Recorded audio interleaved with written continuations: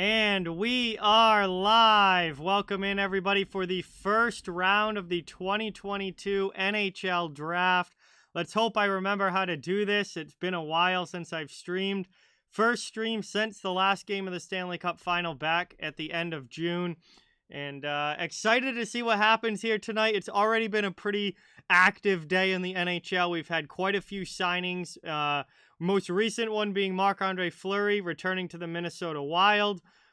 We've also had some trades today. The big one being Alex DeBrincat being traded from Chicago to Ottawa. So it's already been an active day, and the draft hasn't even started yet. And we are getting very close to the start of the draft now here.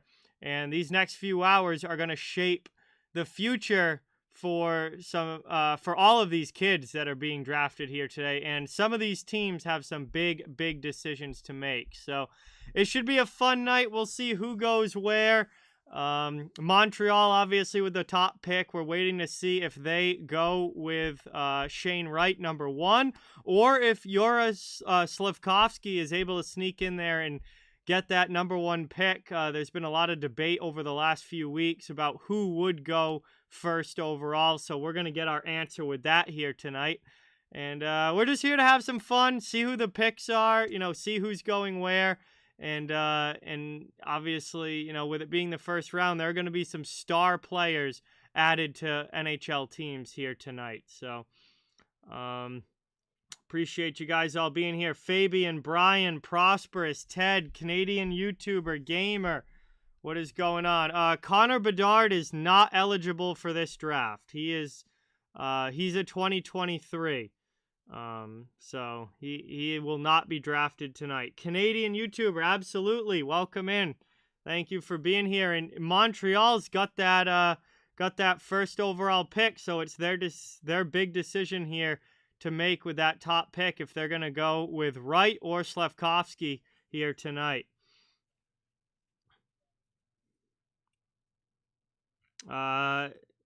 Yeah, Chris Letang signs the long-term extension with Pittsburgh.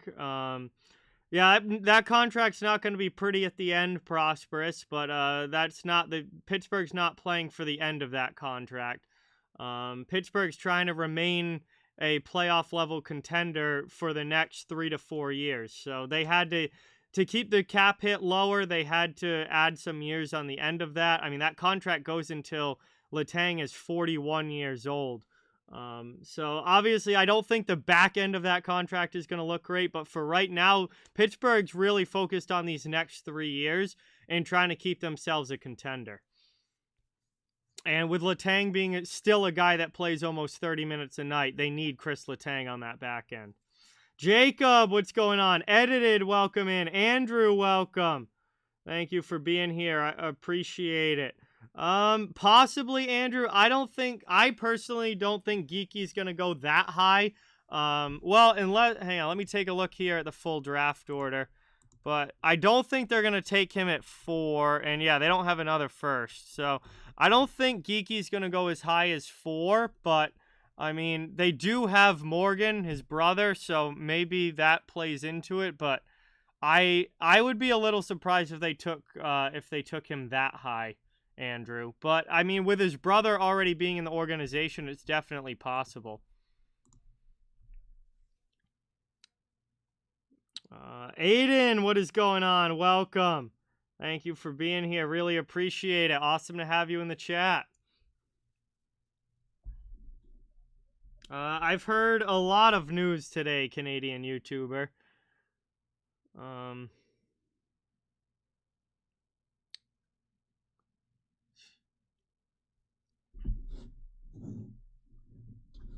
Trying to get things going here.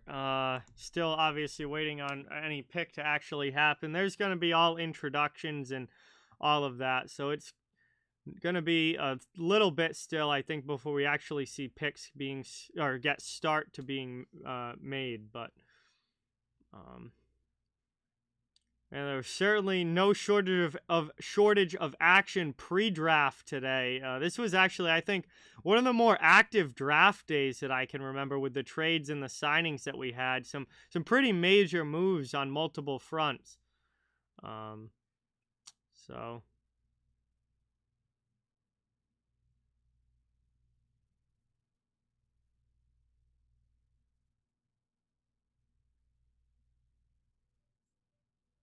Waiting on something to happen. It's been really good, Ted. How about yours? It's been a lot of fun, honestly. It's been a very good start. So I'm hoping that it stays that way through the summer months. Then we get into obviously hockey again in the fall, and it's going to be another great season, hopefully for the NHL.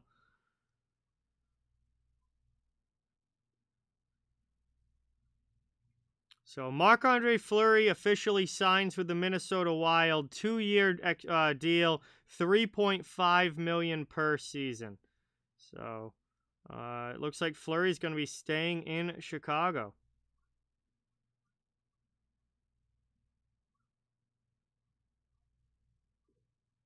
Hey Matthew, what's going on? Welcome.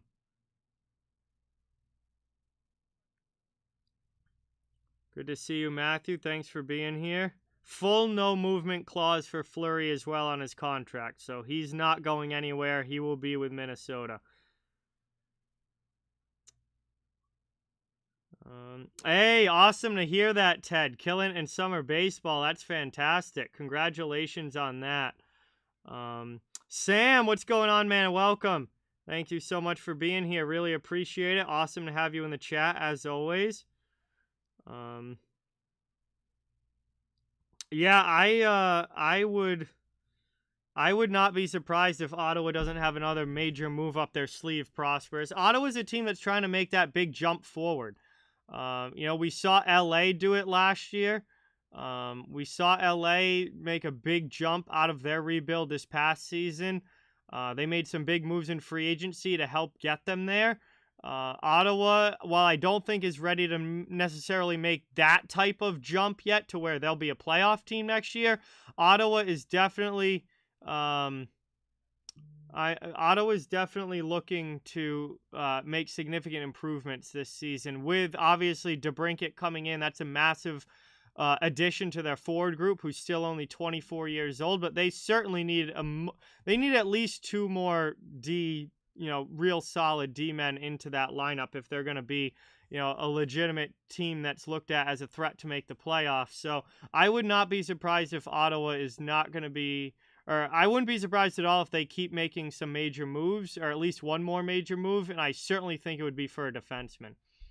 Vernon, what's going on? Welcome. Thank you for being here. It seems possible, Ted. It seems like anything is possible with Chicago right now. They are in complete, they're in complete, like, strip it down rebuild mode. And it seems like nothing is off the table with them. So I wouldn't be surprised, honestly. All right, here we go. Here's Gary Bettman up to the podium.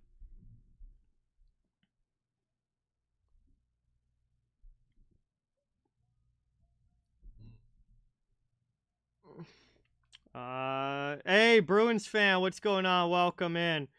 He's all right, Bruins fan. I still don't have high hopes for next year, but it really doesn't have anything to do with the coach. He's a good. I think he'll be a decent coach, but I don't think it's gonna. I don't know. It doesn't drastically change my thoughts about anything. Hey, Sal, what's up? We got Sal from Behind the Arc Basketball in here. Thanks for coming by, man. Appreciate it.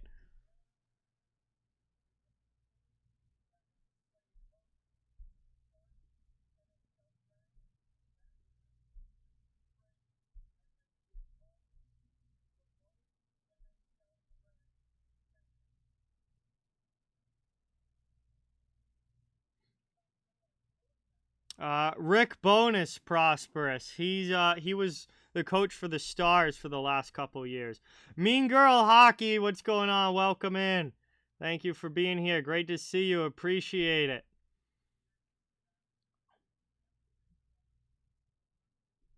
Yeah, so Bonus is the coach of Winnipeg now. That to me is kind of an odd move for Winnipeg, just because he's kind of a middle of the pack coach for a middle of the pack team. So I don't really see how that's going to make them better at all. But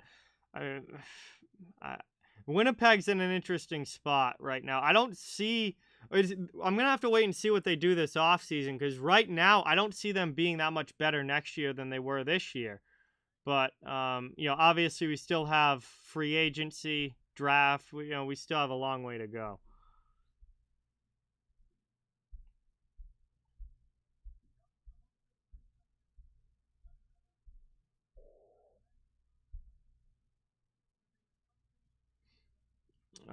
Well, yeah, and McAvoy's missing the first couple months of the season. Grzelcyk had surgery. Riley had surgery.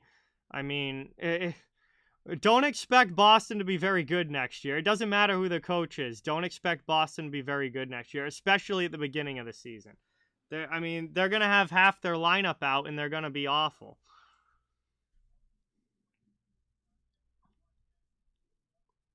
Hey Isaac, what's going on? Thanks, Canadian YouTuber, appreciate it. Isaac, he's fine, but again, I don't think the coach is going to make that big of a difference. I mean, no Marchand to start the season, no McAvoy, no Grzelcyk. I mean, I have very low expectations for this team, for that team next year. Carmine, what is going on? Welcome in. Thanks for being here. Appreciate it. St. Louis is picking 23rd overall. So yes, Carmine, they do have a first-round pick. They are picking 23rd overall. I've got Draft Tracker up. I've got Elite Prospects up for when...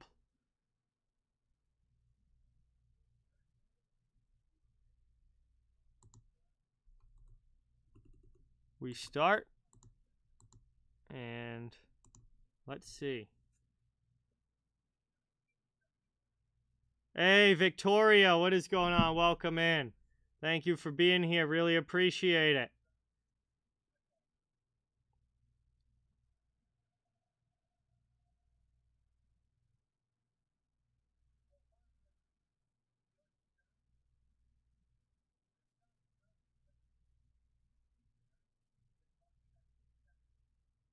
Hey, thank you, Victoria. Appreciate it. Thank you very much.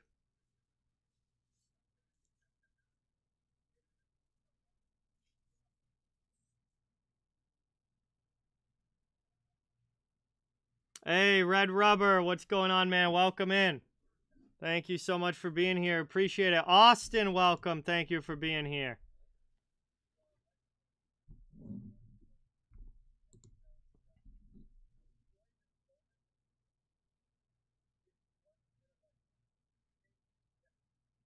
Ace, what's going on, man? Great to have you in the chat. Really appreciate it.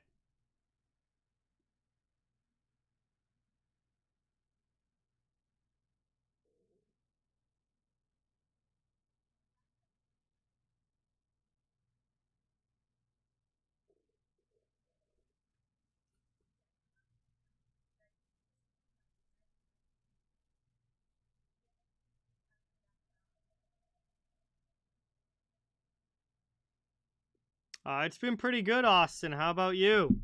I've been very much enjoying it so far, so hopefully that keeps going all summer. Wes, what's going on? Welcome in. Great to see you in the chat. Awesome to have you here. Hey, no problem. Thanks for stopping by. Really appreciate it. Just enjoying summer so far, Ace. Trying to have some fun, and waiting for picks to actually start happening here. This is from my high school, Ted.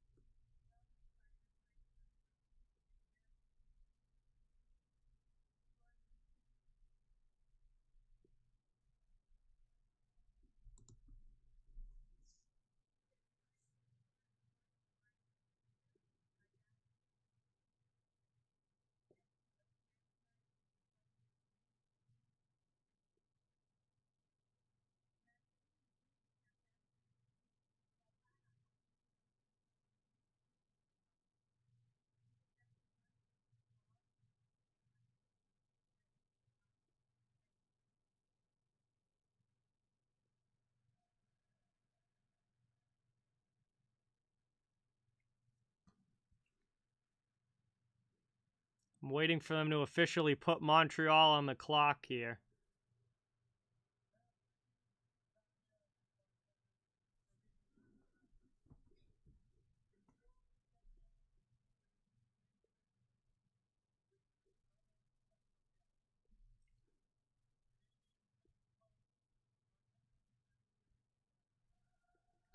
Hey, Joey, what's going on? Welcome. Thank you for being here. Really appreciate it. Oh, they got Marty St. Louis up talking now. They've had a few special guests before actually starting the draft here. And now Canadiens coach Marty St. Louis is up and getting a standing O from this crowd at Bell Center up in Montreal.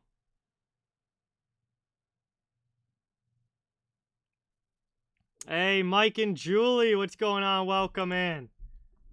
Thank you for being here. Really appreciate it.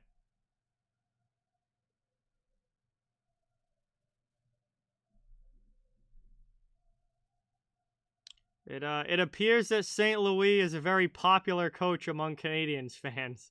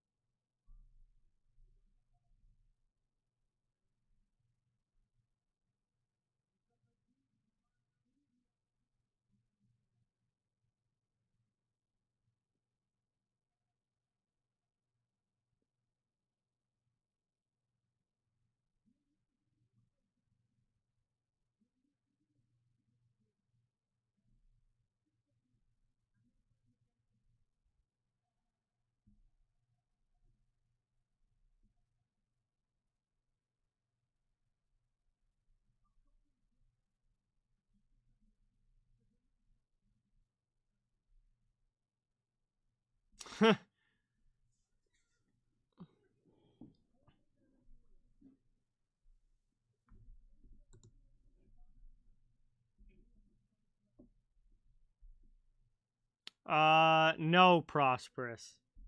He, I mean, unless coaching his kids, but other than that, no, not really. He didn't have any like pro level coaching experience. No. Avi, what's up? Welcome in. No, they haven't even made a pick yet. There's been a bunch of speakers and a bunch of talking before it hasn't even started yet, actually picking players. Malika, what's going on? Welcome. Thank you for being here. Really appreciate it. Good to have you in the chat as always.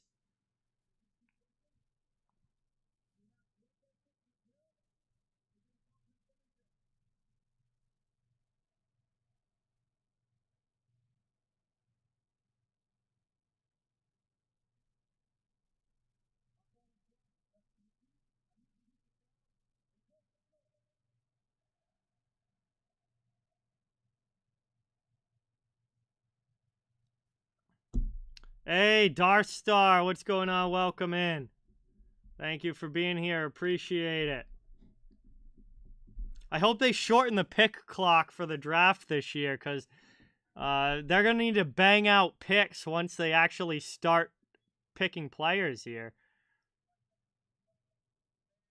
Give these teams like 3 minutes to decide. Like they should have who they want anyway. Like already by now, they shouldn't be making.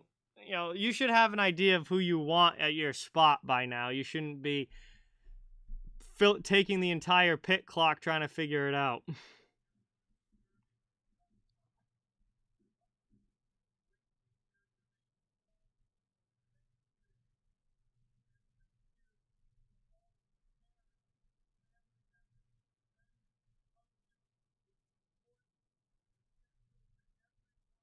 Hey, Fun Adventures, what's going on? Welcome in. Thanks for coming by. Appreciate it. William, welcome in. Thanks for coming by. Good to see you in the chat.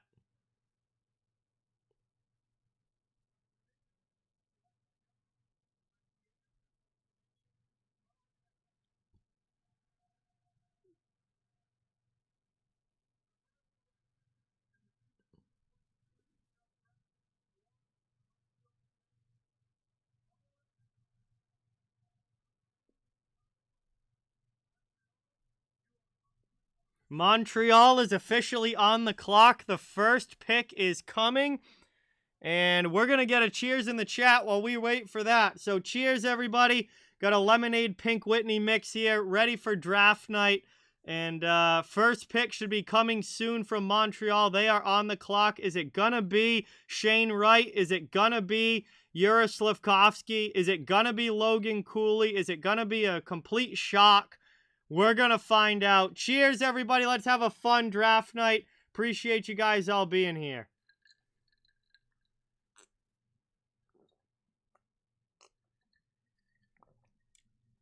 Let's go. Draft time.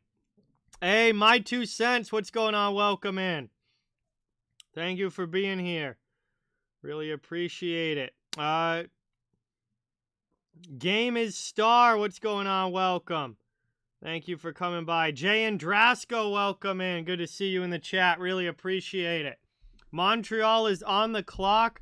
We should have a pick in by the time that we come back from this commercial break. And we're going to find out who goes 1 overall in 2022.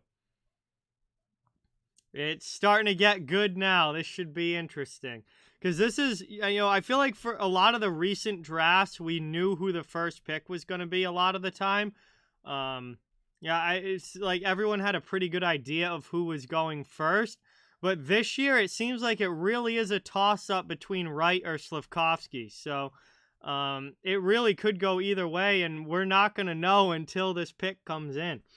Jay, what's going on? Welcome. Good to see you in the chat. Really appreciate it. Awesome to have you here. The rise of Juraj Slafkovsky's name over the past month has been insane. Like for a year plus, Shane Wright was like the guaranteed one in this draft, and then over the last month, all of a sudden everybody's like Slafkovsky. Like, I mean, even Bob McKenzie put Slafkovsky at 1. It's crazy. Like, he's come out of nowhere to actually kind of really make this an interesting first pick this year. Nor should they be, Jay Andrasco. Nor should they be. Not nearly enough of a return for a guy who's scored 40 goals already twice in his career and is only 24 years old. I think it's going to be Shane Wright, too, my 2 cents. I've just been very intrigued with all the Slafkovsky talk, but I personally still think it's going to be Shane Wright. And if I was picking, it would be Shane Wright. But I've been very intrigued with all the Slafkovsky talk over the last month. Jack, what's going on? Welcome in. Reaper, Fool in the Rain, what is going on? Chainsaw, what's going on? Welcome in. Montreal is ready to make their pick. The pick is in. We are going to find out who it's going to be.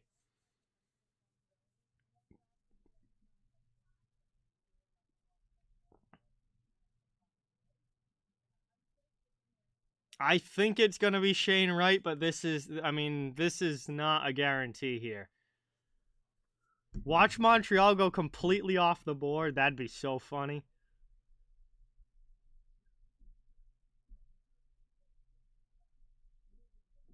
All right.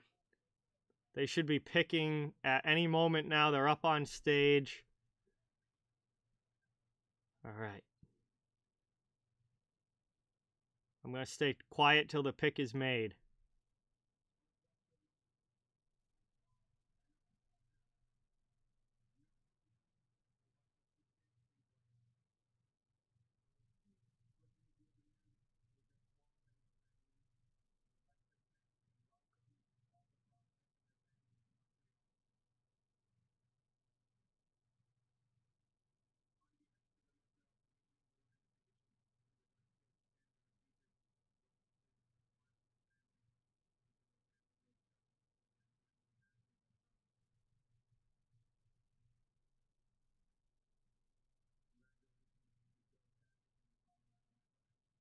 Bro, just make the pick, dude.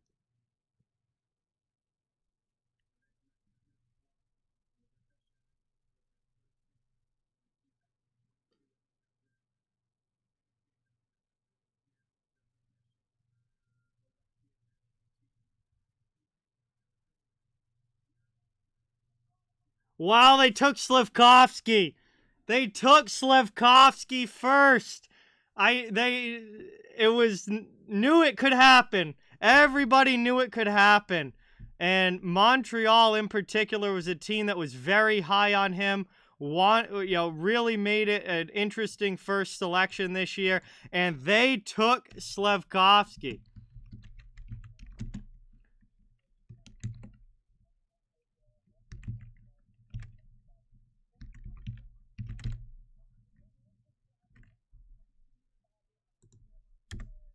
He is a big, big kid. Lots of size. I think that's something that everybody has talked a lot about him. Let's head over here. That is up now. First pick, Juraj Slafkovsky from Slovakia. And Shane Wright does not go 1 overall. That, I think, pretty much guarantees that he goes second to New Jersey. But they took Slafkovsky, number 1. And I said after over the last month, that Slafkovsky's name has just piled on, and everybody has said that, there's a real chance he goes number 1 overall, and he just did. So, all right, let's see. So Slafkovsky, obviously, he's Slovakian, but he played in Finland last year. He 18 years old, 6'4", 218 pounds. He's got that huge, huge body. Left winger with a left shot. He was ranked anywhere from 1 to 3 by most ranking, scouts or ranking websites or whatever.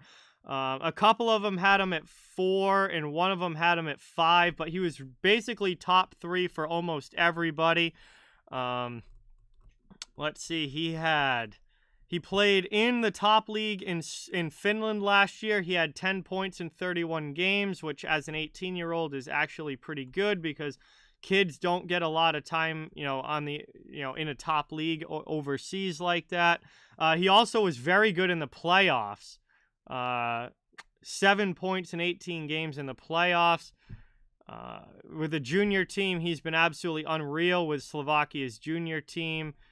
There's a reason this kid has, become the name that he has and that everyone's been talking about him. And obviously the size is a big part of that. If you read his excerpt from the draft guide, he brings a lot more to the table than just brute force.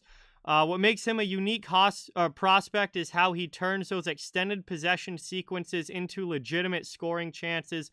Sometimes it's a drive to the net for a chance of his own. Other times, he'll handle his way into a passing opportunity and send the puck to his line mate to finish the job. So it looks like he can score, he can play make, he's got a huge body, he's not afraid to drive the net.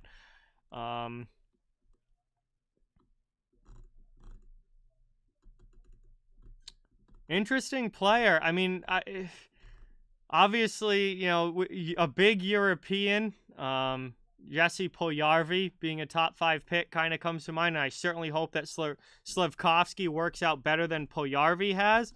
But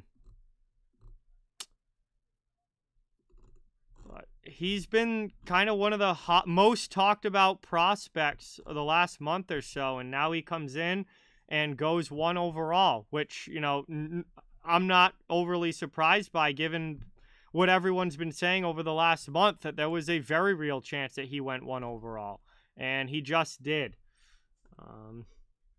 So Slafkovsky goes 1, and Shane Wright is still on the board. New Jersey Devils are on the clock now, and we'll see who the Devils decide to take with the 2nd pick. But, hey, Nolan, what's up? Welcome in. Jack, that's an interesting point because the Devils really don't need another center. But Shane Wright and Logan Cooley are easily the 2 best players on the board right now, and they're both centers. So if you're the Devils, do you try and trade back now with this pick and see if somebody wants to move up for Wright? Or what? You've got some options now here if you're New Jersey, because you're right, they don't necessarily need a center. but the two best players on the board right now are absolutely centers.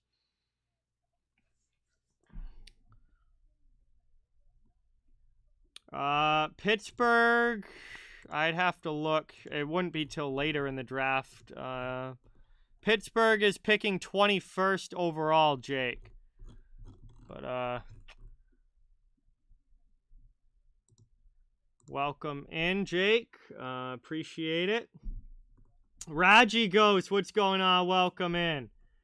Thanks for being here. Good to have you in the chat. Daniel, what's going on? Welcome. Thank you for being here.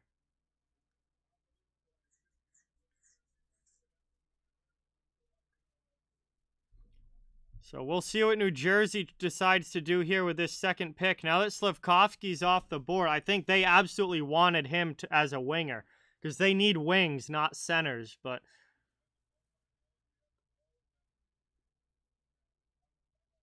they've still got a minute 20 left on their clock to make a decision. See if they can work out a trade, or, I mean, maybe they're taking another center.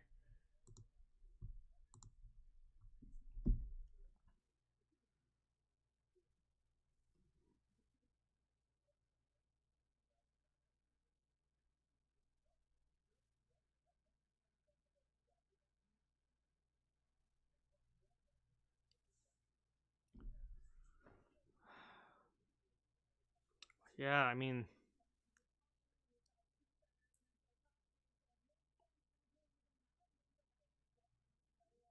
so Bob McKenzie is right again. If you guys follow the NHL Draft at all, Bob McKenzie's rankings,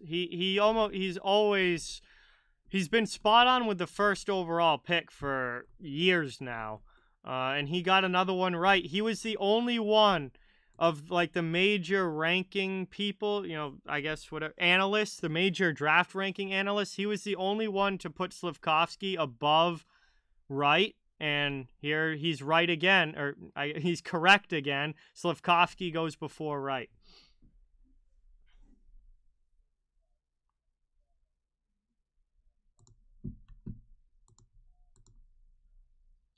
Hey, J-Dog, what's going on? Welcome in. Thank you for being here. Appreciate it. New Jersey's pick is in.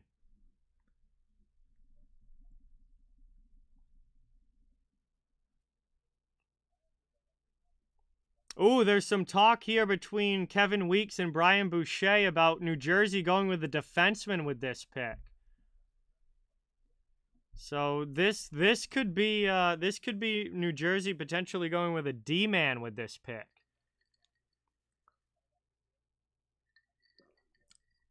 All right, so if they go defense, who are we looking at here? Is it Nemec? Is it Jiricek? A lot of Europeans high up in this year's draft. Scott, absolutely. If Bedard has a bad season next year, he absolutely will fall. 100%. Nobody is a locked-in first overall pick before the way that they play in their final, season before their draft year is done. I mean, a year before last year's draft, A2 Ratti from Finland was potentially going to be a top 5 pick. He dropped all the way to the second round. So there's no guarantee that Bedard goes 1 next year.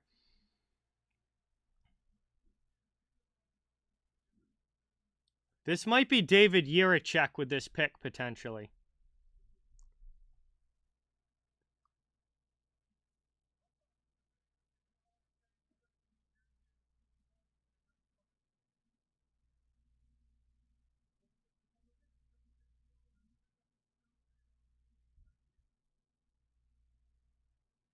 All right. New Jersey's pick is in. Let's see who it is.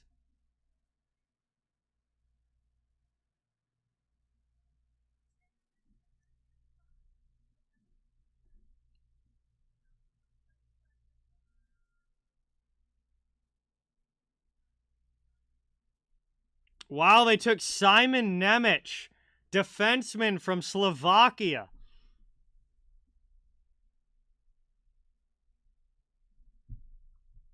Okay, so we've got Europeans off the board at 1 and 2. And I knew New Jersey was, they were saying that they were probably going to go D, so that's not surprising. I thought it might be David Juracek, but it's not. It is Simon Nemec.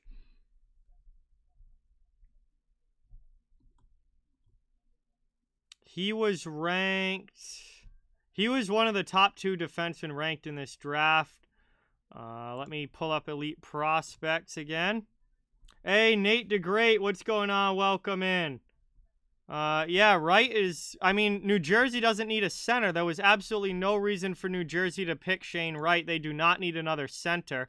So they went D, which is a position they absolutely needed. So... Nemec, let's see, he's 18 years old, 6'1", 192 pounds, pretty good NHL body right there. Right shot D-man.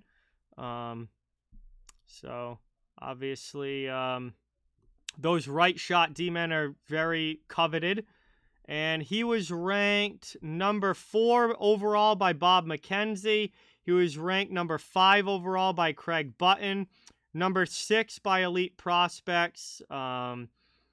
Number 4 by Sportsnet, number 5 by Dauber Prospects. His consolidated ranking was number 4.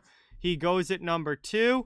Nemec consistently, here's his write-up from the draft guide from Elite Prospects. Nemec consistently puts himself in the right positions to create.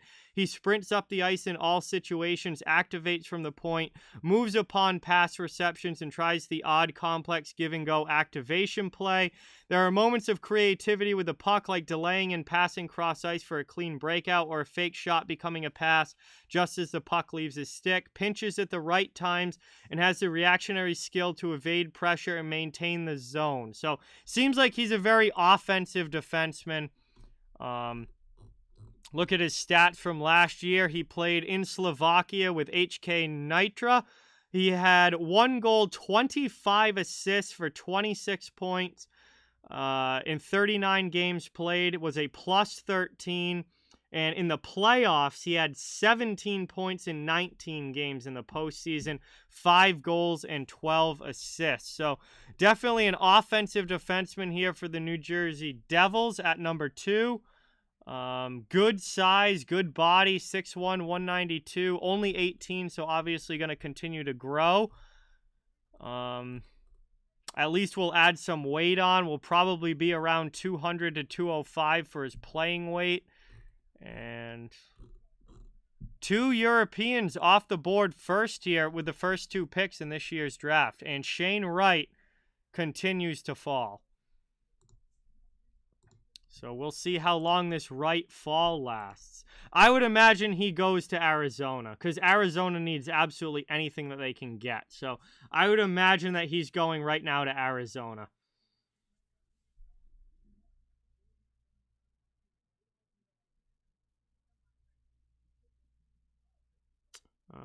Robert, what's going on? Welcome in. Thank you for being here. Lauren, what's going on? Appreciate you guys coming by. We've had 2 picks already, and Shane Wright is still on the board. So I would imagine he's going here to Arizona. If he doesn't go here to Arizona, I can't see Seattle passing him up. I think Seattle probably gets Cooley, and Arizona takes Wright here at 3. Dan, what's going on? Welcome in. Thanks for being here. Appreciate it. Seattle needs anything and everything that they can get.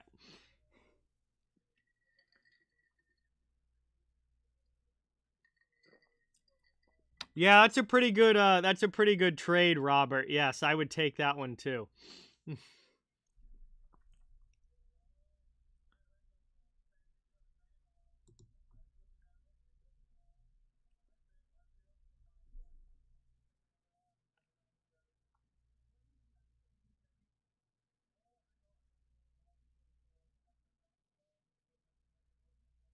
Hey, Zach, what's going on? Welcome in. Great for Ottawa, Cody. A phenomenal trade for the Ottawa Senators. Pro Hockey, what's going on? Welcome. Zeppelin, welcome in. Thank you for being here. 6, what's going on? Welcome in. Thank you, Zach. Much appreciated.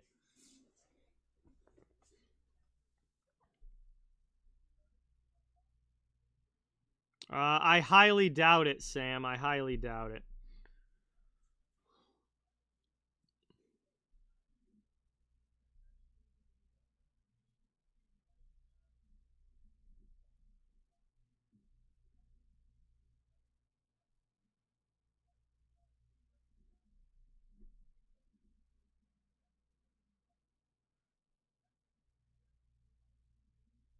All right, Coyotes management is starting to walk up towards the stage, so Arizona's pick is in.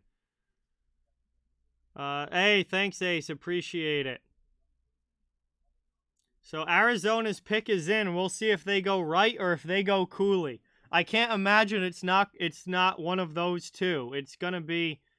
I have to think it's gonna be one of those two.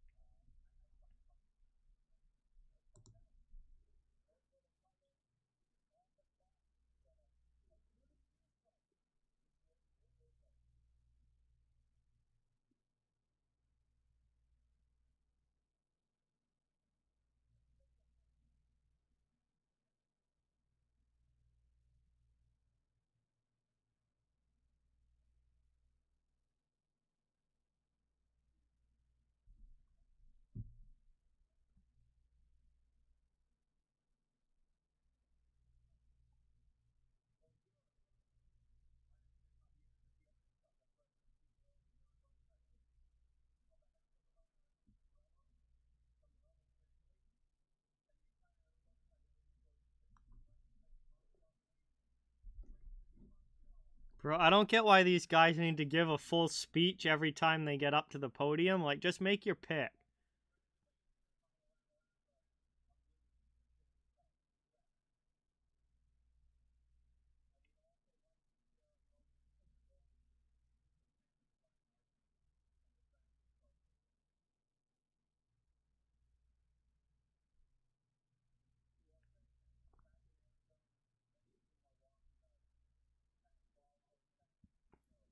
Bro, this team is so bad. You need anything that you can get.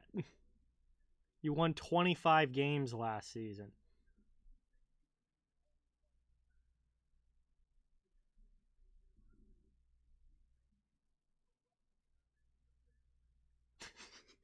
Now that is ripe.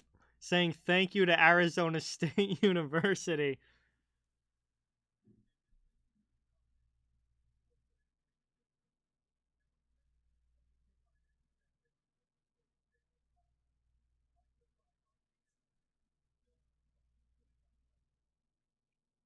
Come on, Bill, just make the pick. Logan Cooley goes 3, and Shane Wright is still on the board. What a draft. Logan Cooley goes 3 to Arizona. And I thought there was a good chance Logan Cooley went 3. I just didn't think Shane Wright would still be on the board when he did.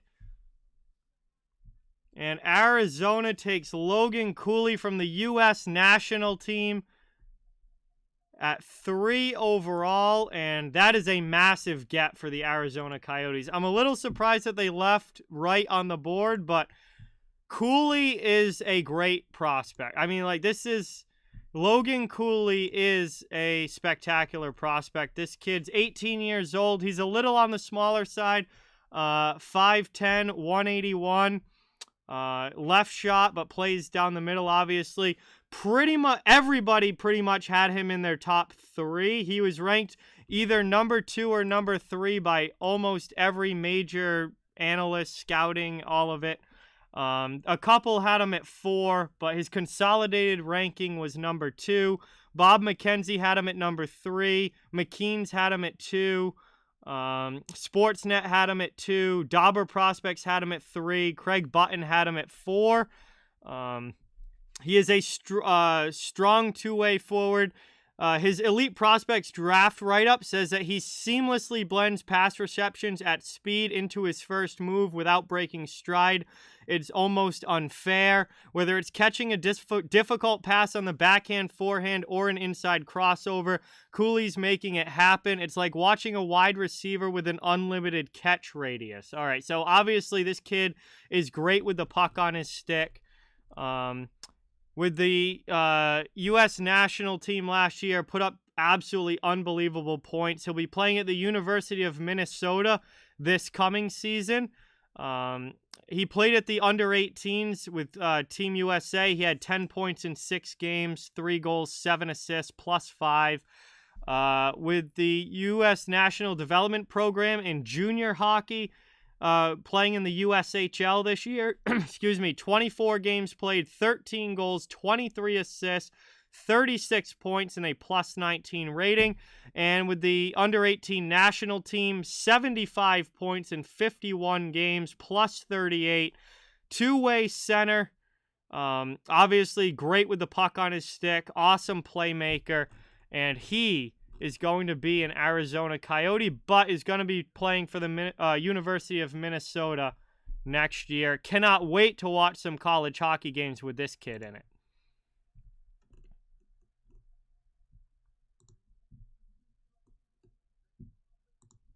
Whoa, we've got trades now. We've got trades.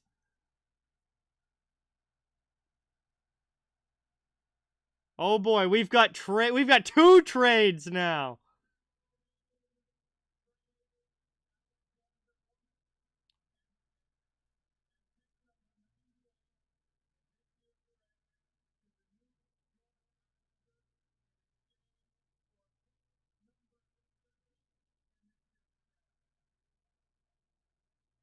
Canadians just moved up to 13. They traded Romanov and a 3rd-round pick to the Islanders.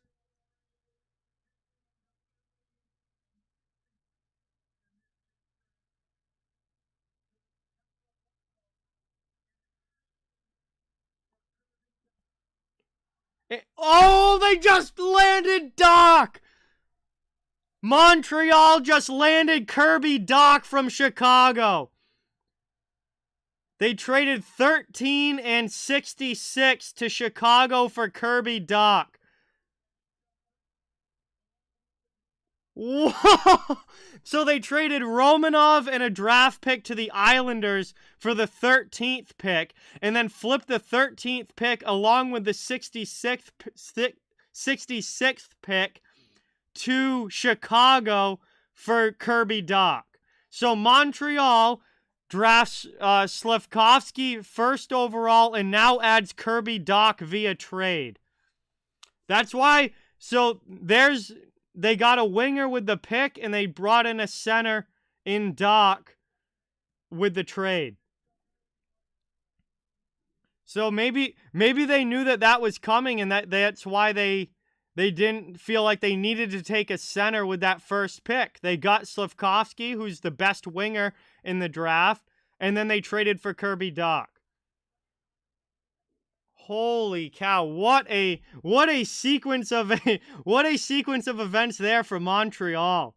And yes, Vernon, the Blackhawks are pretty much selling everything they've got for draft picks at this point. Yeah, wow. Wow. Montreal gets Kirby Dach from Chicago. What a massive move there for the Montreal Canadiens. Kent Hughes is wasting no time making some major moves with this Montreal team. And the fire sale is on with Chicago. Absolutely, Lauren. They are trading anything that they can get draft picks for.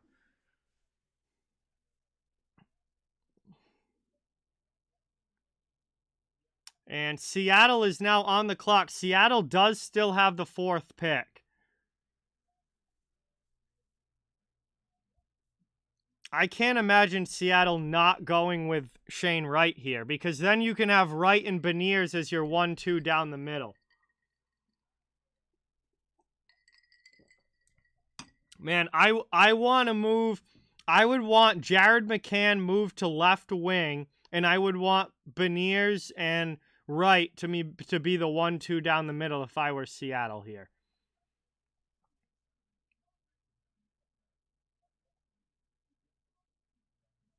Hey, Dominic, what's going on? Fallon, welcome in. Thanks for being here. Appreciate it.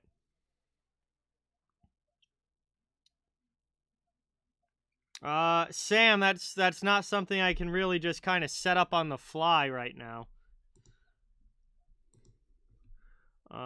Yeah, maybe they go D, but how long are these teams gonna let Wright fall? I mean, they could go D. Then I certainly think it would be Juracek. Juracek from if they were to take a defenseman here. But man,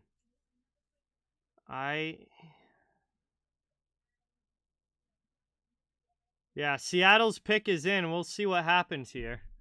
I just, man, Wright and Beniers as a 1-2 combo down the middle for the next decade plus would be massive for a upstart team like Seattle.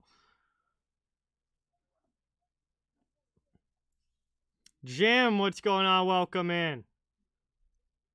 Logan, what's going on?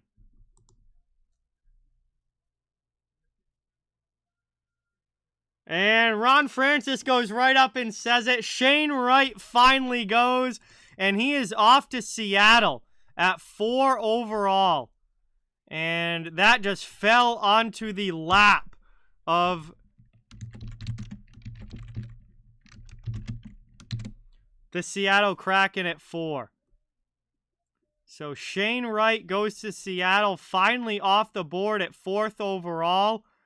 And like I was just saying, I mean, having Beniers and Wright as a 1-2 punch down the middle for the Kraken for years to come, this is a huge pick for Seattle. Obviously for him to just fall on their lap the way that he did, but just that's a 1-2 punch down the middle that could become one of the better ones in the league, 3, 4, 5 years from now. We look at Shane Wright, NHL body, 6 foot, 198 pounds, 18 years old, right shot centerman, very good two-way player. Was ranked in the top 2 by pretty much everybody. Pretty much everybody had him going 1 or 2, and he drops all the way to 4, so that's a massive get for Seattle here at 4. A little right up here from his draft guide page. He uses give and goes, off puck skating, and positioning to obtain and then extend offensive zone time. The early passes that he make really pop. That's good, especially when not turning the puck over. If you've got good pop on your first pass, that's going to limit turnovers. Where most players try to beat the defender, he simply passes to an open teammate and lets them manage the space. Again, sounds like some things that limit turnovers. He's the best runway manufacturer I've ever seen at this level, according to whoever wrote this from Elite Prospects. So, seems like a really, really good playmaker, very smart player. There's been a lot of ranting and raving on television and in write-ups and stuff about his two-way game. There's no easy way to stop him, it says on Elite Prospects. He had 94 points in 63 games in the OHL with Kingston last year, 32 goals, 62 assists, plus 23. In the playoffs, he had another 14 points in 11 games. 11 of those 14 points were assists. Everybody thought he was going to go either 1 or 2. Most people had him going number 1. Drops all the way down to 4 for the Kraken. And all of a sudden, Seattle, with Beniers last year and Wright this year, is building themselves some awesome center depth on that team. And have 2 future stars and pretty, both, not similar. I don't want to compare them because they're not the exactly same type of player, but they're both solid two-way players. And I think Seattle seems to be making a concerted effort to get two-way forwards as a part of their team. That is incredible for Seattle to have Beniers and Wright now down the middle.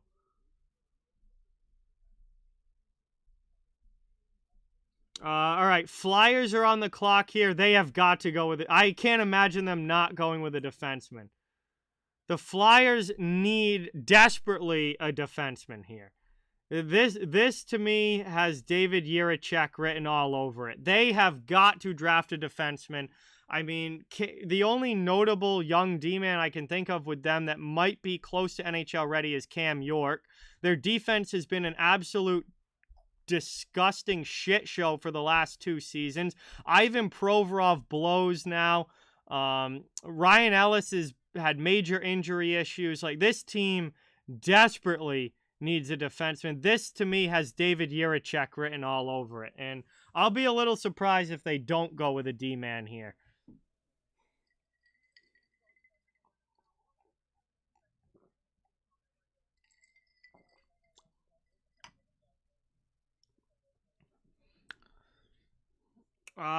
There's really no goaltenders that would even be close to going this high, Bacon Lover. No.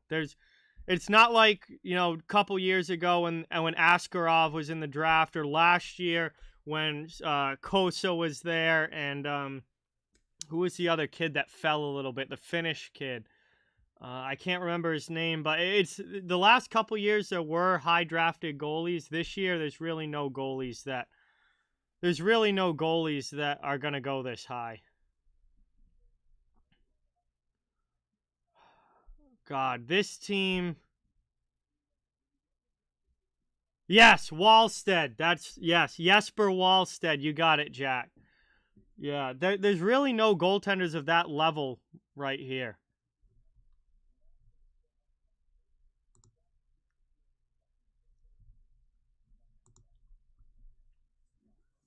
All right, Philly's pick is in. Looks like this one's coming up now.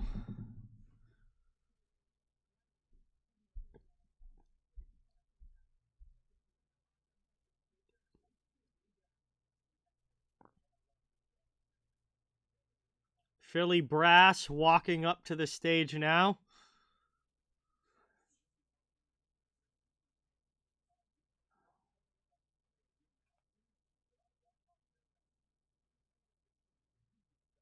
Bro, what is this? What is this team gonna do here?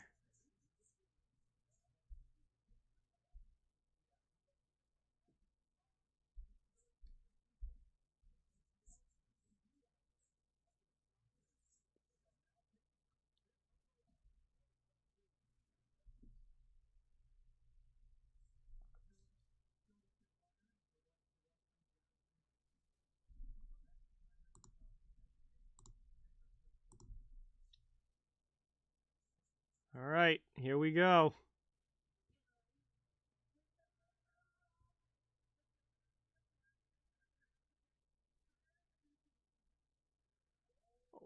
Oh, they went with a winger. Cutter to Philly is right, Red Rubber. Wow.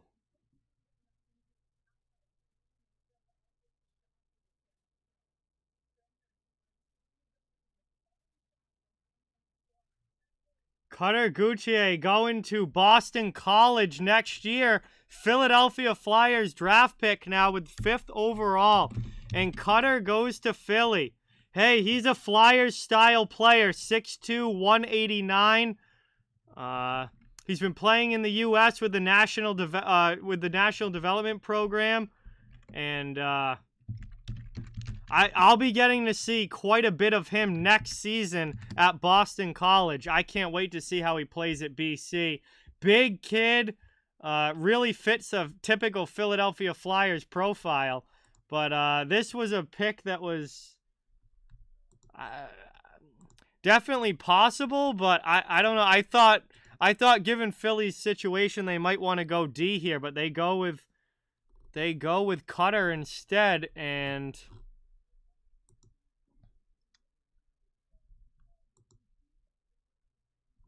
he played on a line with Logan Cooley with the U.S. national team, so see, listed on Elite Prospects, 18 years old, 6'3", 201, left shot, can play wing or center. He's been playing wing, however, with the U.S. team. His rankings were kind of all over the place.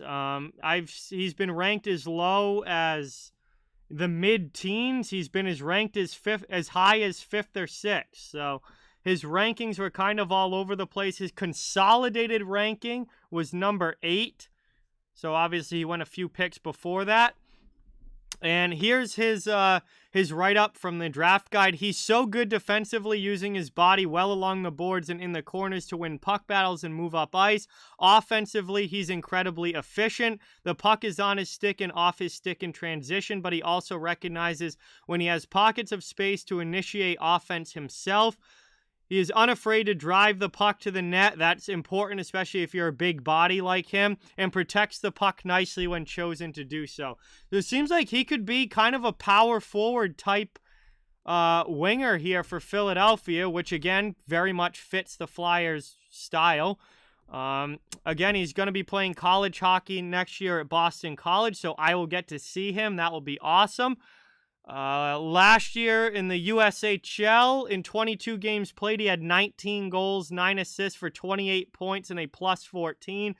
19 goals in 22 games in the USHL games. That's pretty impressive right there. And then with the national team in 54 games, he had 34 goals, 31 assists, 65 points, was a plus 33, played on a line with Logan Cooley. I mean, this kid could maybe become a Brady Tkachuk type player. I could see him maybe becoming kind of a Brady Tkachuk type player, which if he does get to that level will be a very good pick here at number 5. But as always with those types of players, there's a considerable amount of risk of him not being much, like those players generally either get really, really good or kind of flame out altogether. So it's going to be interesting to see how the power forward pick at number 5 goes for Philadelphia.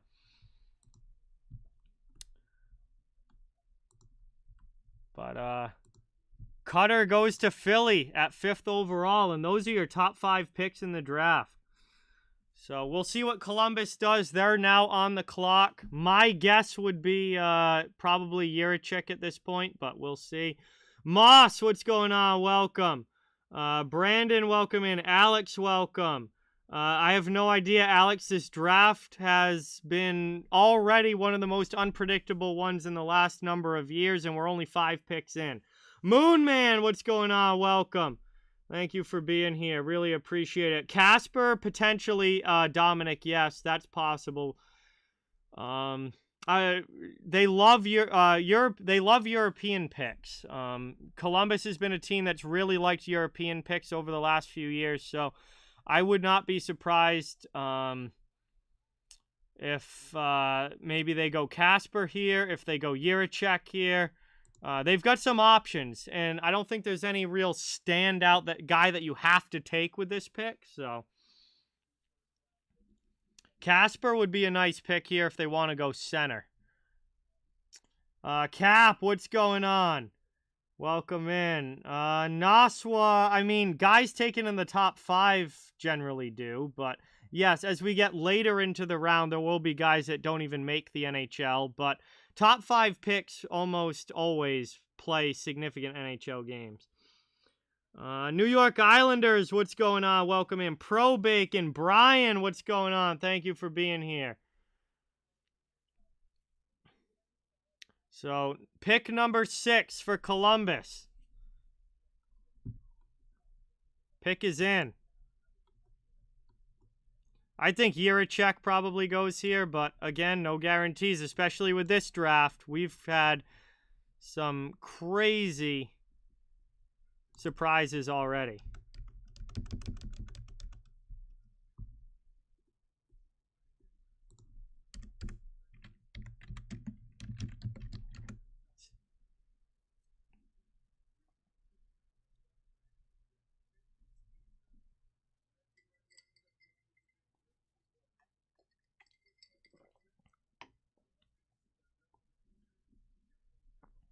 All right, here's Kekalainen to make the pick.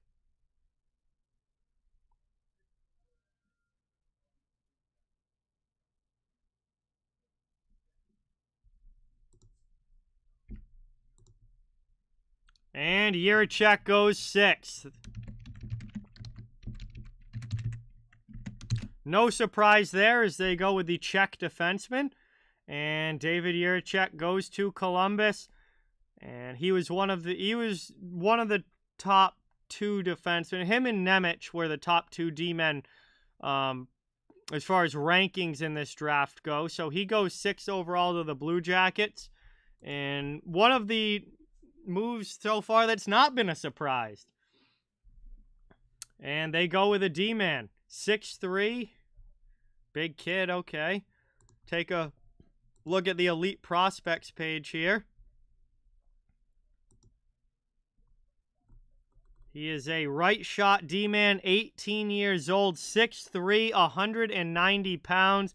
Another very coveted right shot D-man. You know, every team's looking for right shot guys. His consolidated ranking in this year's draft was 5, so he slipped 1 pick from that. Some scouts or ranking analysts have had him as high as 2nd or 3rd. Others, most had him in that 5-6 type of range. Lowest I see listed on here was number 9, but most had him in that 5-6 range. He goes pretty much where expected.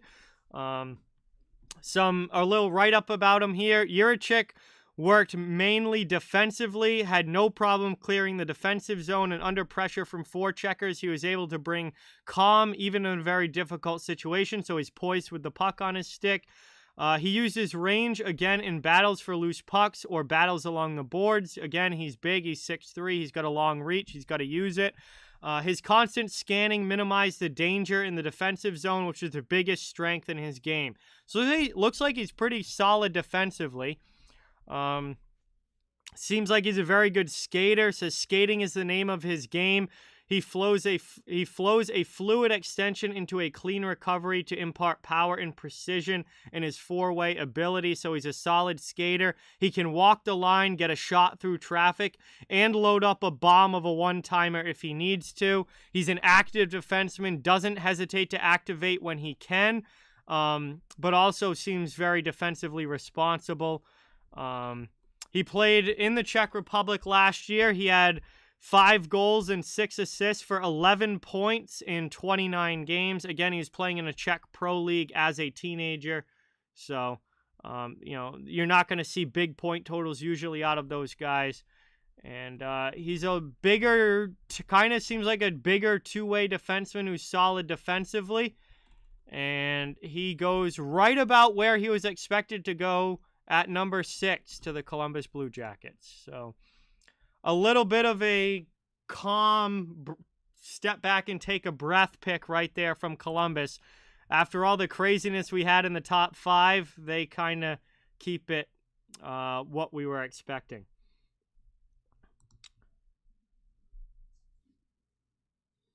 P-Jet, what's going on? Welcome. Thank you for being here. Derek, Randy, welcome in. Thank you for being here. Really appreciate it. Chicago is now on the clock, and we are at commercial break, so we'll see what happens with that when they finally get their pick in. This is the 7th overall pick. This is the one that they got in the DeBrincat trade, so obviously this is a very important pick for Chicago. You gave up a 2-time 40 goal scorer who's only 24 years old to get this pick, so this is a very important selection here for Chicago. Chicago will pick again at number 13, and that is the pick that they got in the Kirby Dach trade. So Chicago picks at 7, and then Chicago picks again at 13.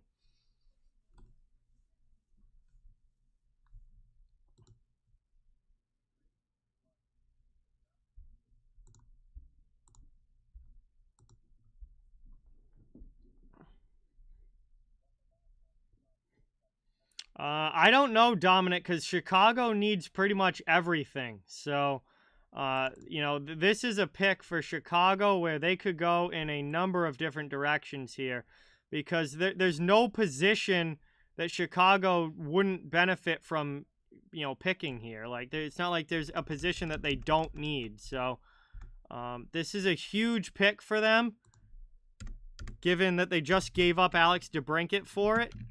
And I don't know what direction they're going to go with here. I don't think we have another D-man that's ready to go just yet, but they could go center or they could go wing here.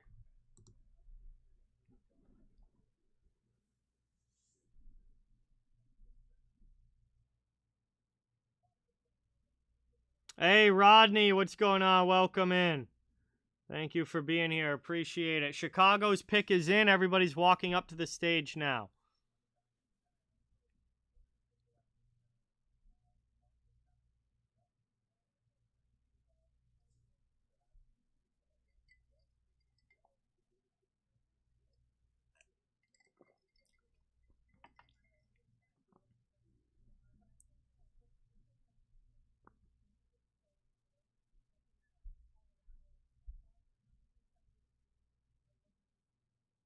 Well, ESPN seems to think that they're going to go center here, but we'll see.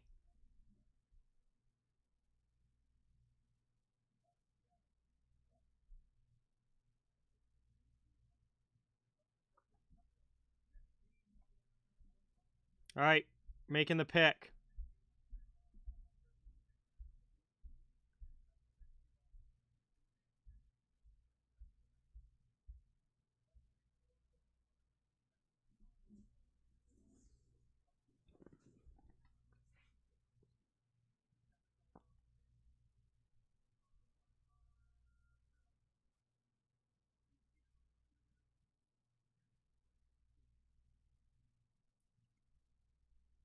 Wow, they go D. It's Kevin Korchinski.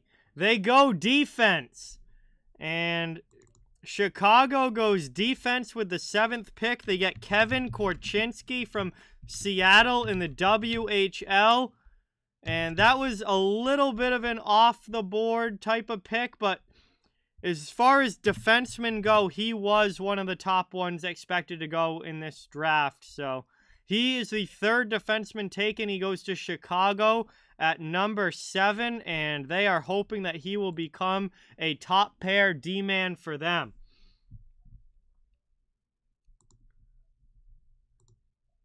And they just compared him to Shea Theodore as a comparable currently in the NHL.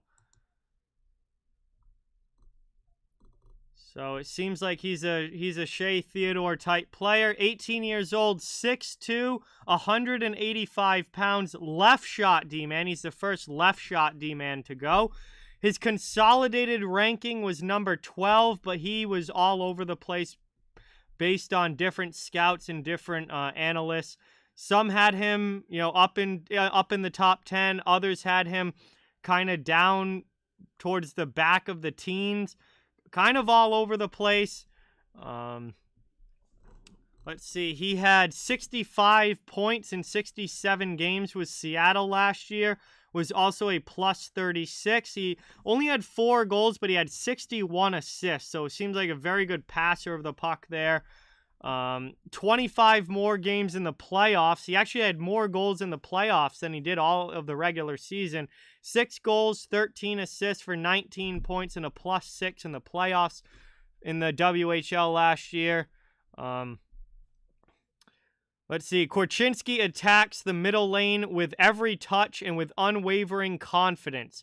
Once he gets the first forechecker chasing, he skates directly at the next one. Sometimes he fakes them out with handling skills and dekes around them. Others he passes under their stick for a long-range breakout pass. If neither of them is an option, he encourages the forechecker to reach, then he cuts back away from them before moving the play to the inside.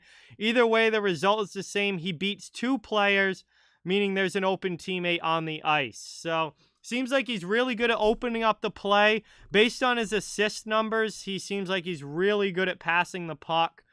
Had 65 points in 67 games in the regular season last year. And the comparable that they're talking about on the TV broadcast here is Shea Theodore. So, Chicago is hoping that he can become a top pair D-man sooner rather than later. And we're going to have to find out. But Chicago decides to go D here at number 7 with Kevin Korchinski.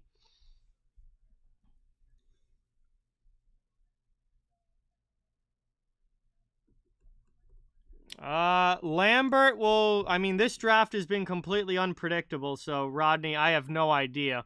But I feel like Lambert could go probably anywhere in the remaining top 15 selections.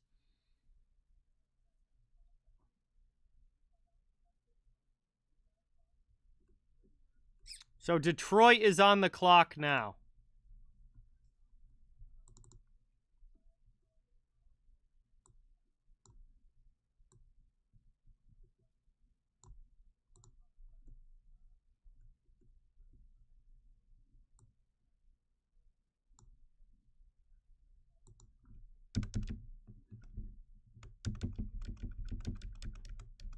Kyle Davidson has got to be feeling the heat after the day that he's had, man. If these picks don't work out for Chicago, he may not be the GM for very long. So Detroit is on the clock right now. I very much think Detroit goes center here, especially with Lucas Raymond being, you know, their top guy from you know, not last year, but the year before, who's a winger. I think they go center here. Well, I mean, Chicago's made it known, Moss, that they're in a full-on rebuild again. So anybody who's a current NHL player is going to be on the, you know, trading block to get traded for picks, pretty much.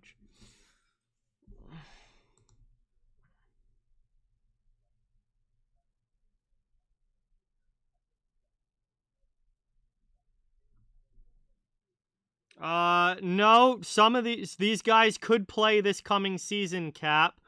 The reason Ovechkin waited a year is because there was no NHL season in 2005. There was a lockout and there was no hockey that year.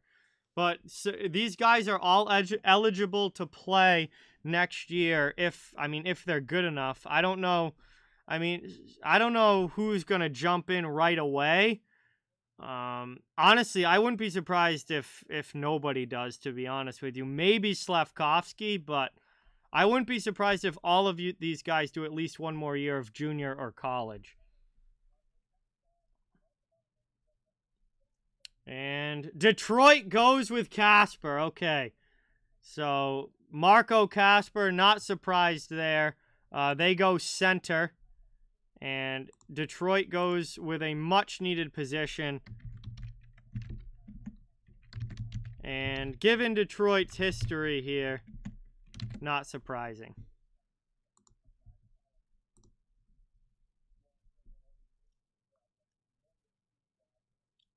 Hey, Austin, what's going on? Welcome in. Thank you for being here. Appreciate it. Lightning VODs, what's going on? Yeah, Detroit needed a center, and they got one.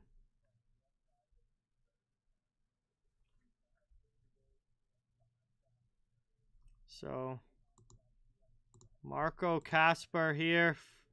He played in the SHL last year. He's 18 years old, 6'2", 187 pounds. So, pretty solid size there. Left shooter.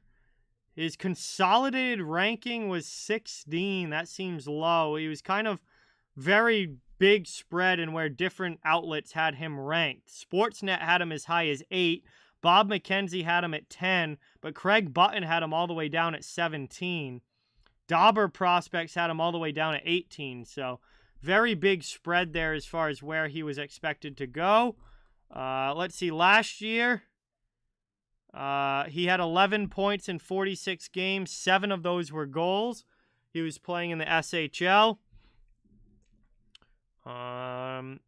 With Austria with his international with the Austrian national team in 11 games played, he had 6 points, 2 goals, 4 assists.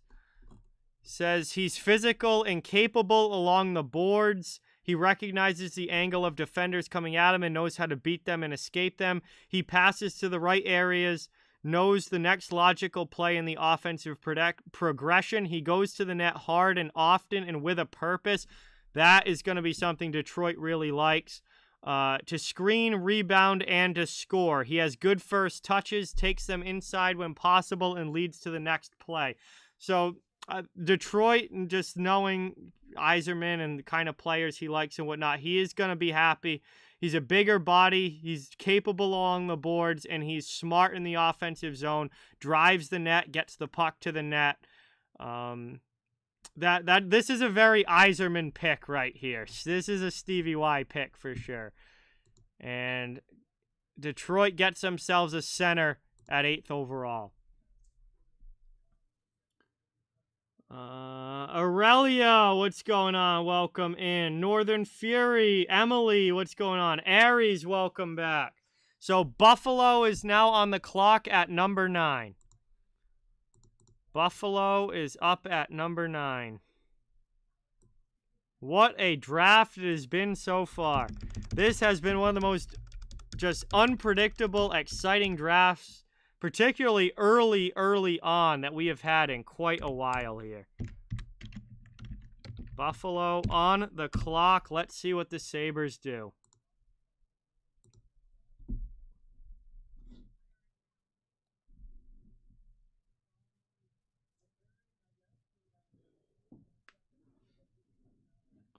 So let's see what Buffalo does here.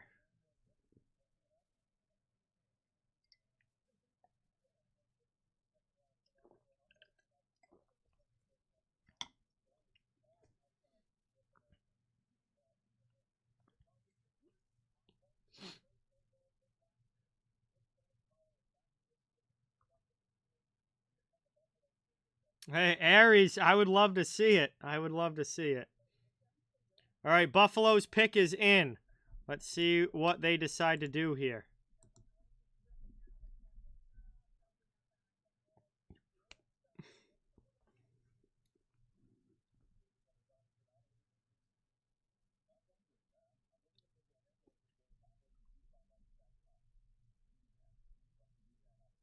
I wonder if Buffalo goes with another D here. I mean, obviously they got Owen Power last year, but you need more than one defenseman, obviously.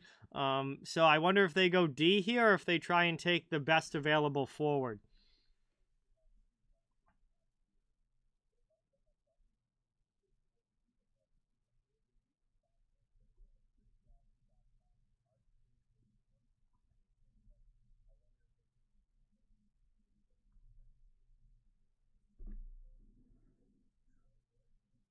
Ooh.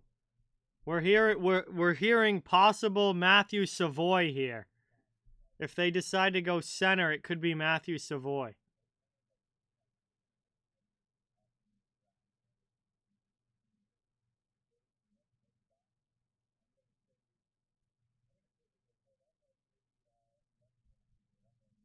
There's no goaltenders getting drafted this high in the first round. There's no goalies that are going to be going this high. There's no Wallsteads or Koses like there was last year.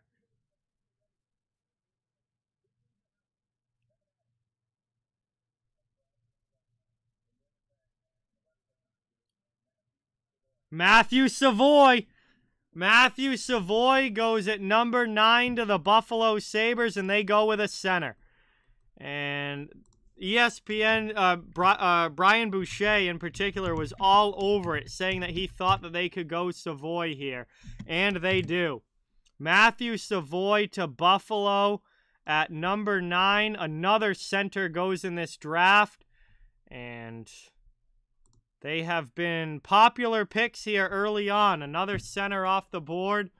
And if we take a look at Savoy's Elite Prospects page, he played in Winnipeg in the WHL last year.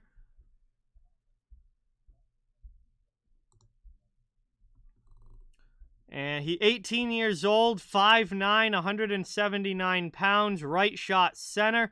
Consolidated ranking was number 7, so they actually got a really good selection here. He was kind of all pretty good spread rankings-wise. Some had him as high as 6th or 7th. Others had him down more towards 10, 12, somewhere around there. Either way, he had 90 points with Winnipeg last year, 35 goals, 55 assists in 65 games, a plus 54. He had another 12 points in the playoffs in 10 playoff games, 6 goals and 6 assists, even split. He heavy crossover use and constant motion propel his high pace, constantly attacking, making his every puck touch an opportunity to create a scoring chance. He has a brilliant first touch handling skill and in-stride wrist shot, and 1 and 2 touch passing ability. On top of that, his skating and pace combo ensure that many of these chances aren't for naught. So he is just a pure playmaker with the puck. He can score, he can pass, he plays extremely fast. This looks like a great, great pick for the Buffalo Sabres here at number 9. This guy has the potential to be a big-time point producer down the middle and a serious influx of offensive talent into the Buffalo Sabres lineup. And I really like this pick for Buffalo here.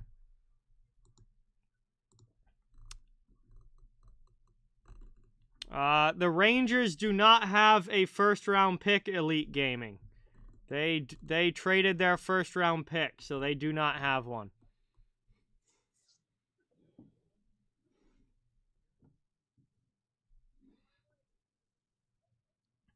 I don't know yet, Derek, what I'll be doing. I'll be doing something for free agency, but I don't know what yet.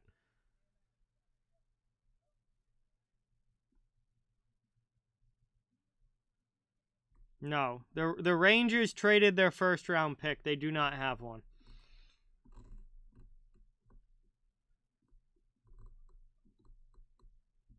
I believe, yeah, Winnipeg got the Rangers' first-round pick in the Andrew Kopp deal.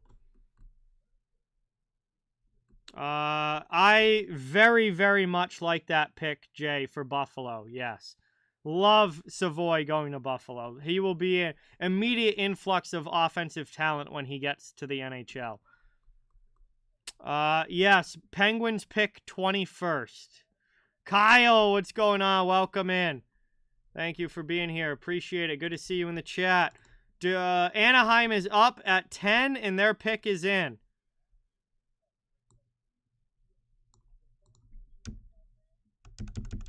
So, Anaheim's pick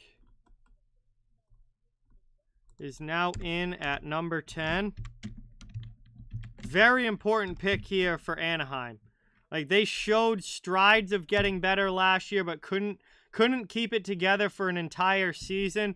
They're looking to make that next step next year. This is a pretty important pick to keep the momentum going in the right direction for the Ducks. After getting Drysdale and Zegras and, you know, all the other young talent that they've gotten over the last few drafts, they've got to keep that going in the right direction. I don't think he plays in Buffalo this year, Jay, but I do think he has a good chance to make it for 2023-2024. So, I don't think he plays this coming season, but I do think the next year he has a real shot. Yeah, I'm definitely surprised Wright dropped to 4th. I wasn't surprised that Slafkovsky went first because there was a lot of talk about that, but I thought Wright would have been within the top 2, certainly top 3, and he wasn't. Not this one, Scott. The Ducks pick again later, which is, let's see, they pick again 22nd, which would have been Boston's, but they obviously traded it. So the 22nd pick Anaheim has is from Boston. Mason McTavish is the other one I was thinking of when I was thinking of recent draft picks for Anaheim that they've got to keep that momentum rolling.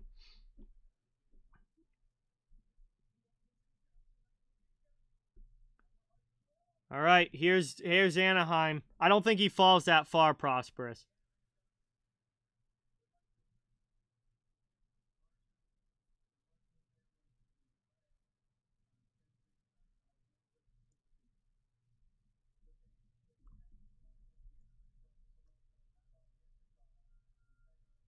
Hey, they go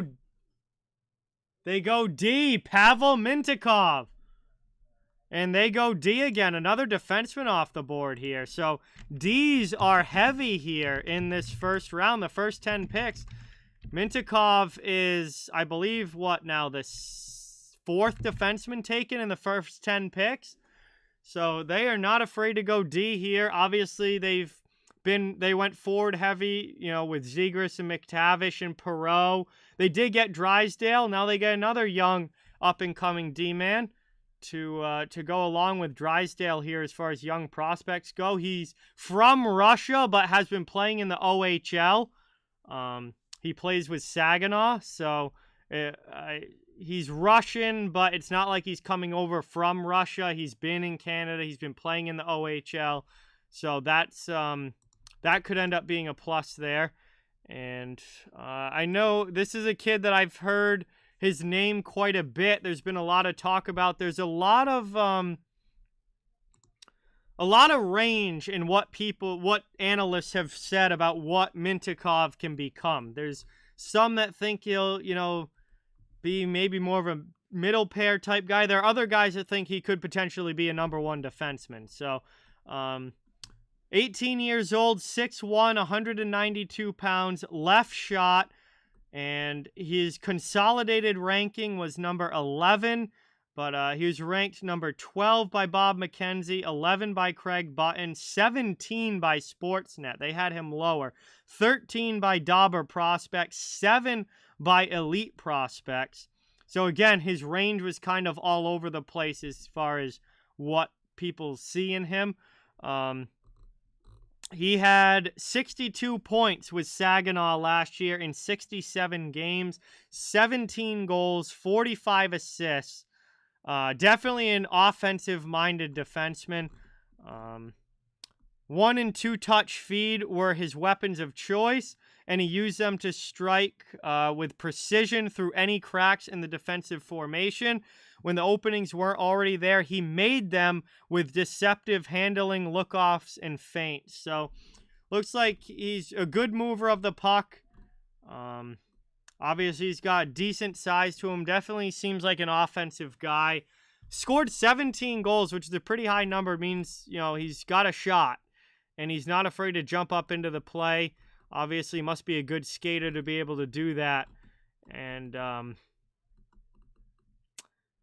you know, Anaheim got Drysdale, and now they've gotten Mintyukov to go along with him.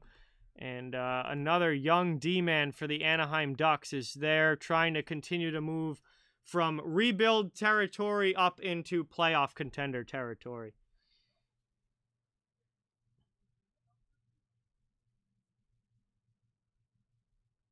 Hey, thank you, Scott. I appreciate it.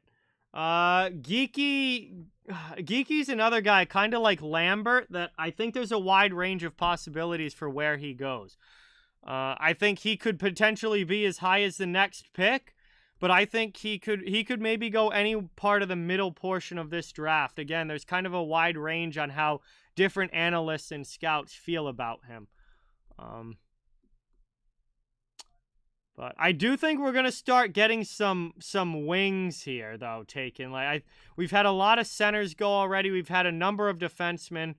Yeah, we've already had 4 D-men go. I think we're gonna start seeing some wingers in the middle portion of this round. I think guys, you know, in the middle portion, we're gonna start to see some wingers go. But we'll see who needs wings more than centers.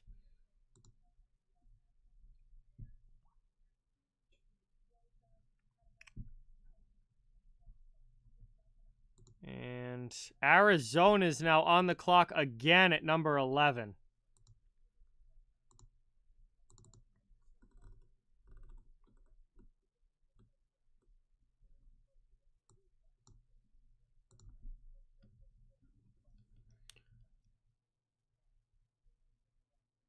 Okay, so yeah, all right. This was originally the Sharks' pick, and they traded it to Arizona.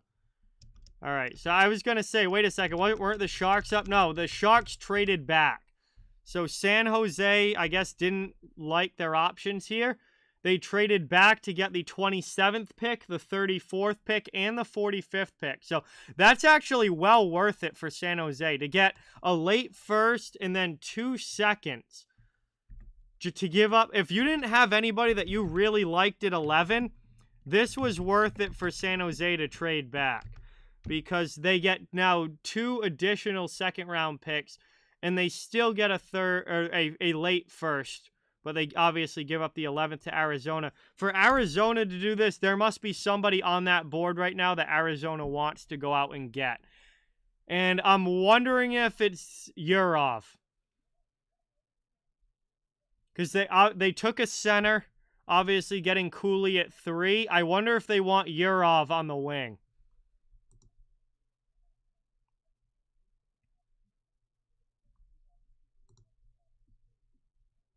Pablo, what's going on? Welcome in.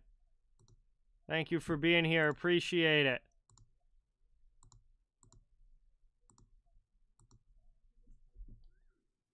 I mean, for Arizona to make this move, there must be somebody on the board right now that they really, really want. Oh, they could go Kamel. This could be Joakim Kamel or Danila Yurov, one of the right wingers. But I could very much see them going wing here. I think they traded up for a reason.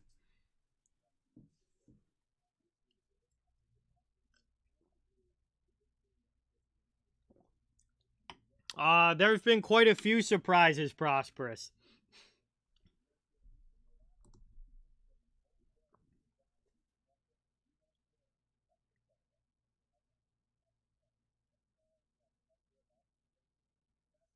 I don't think they need to trade up this high to get Geeky, Andrew. I don't think this is going to be Geeky.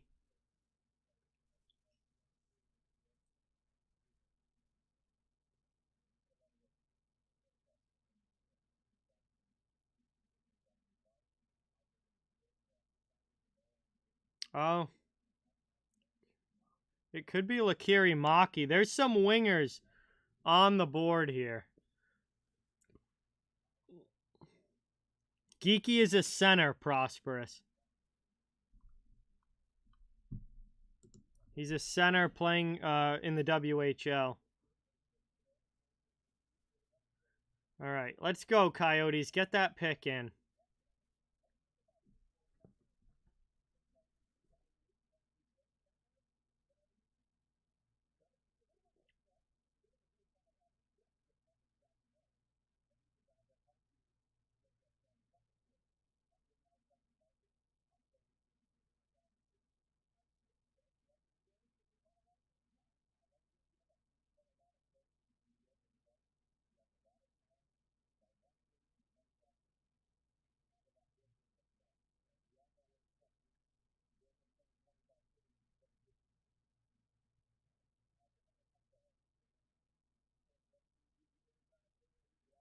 All right, Arizona's about to make their pick.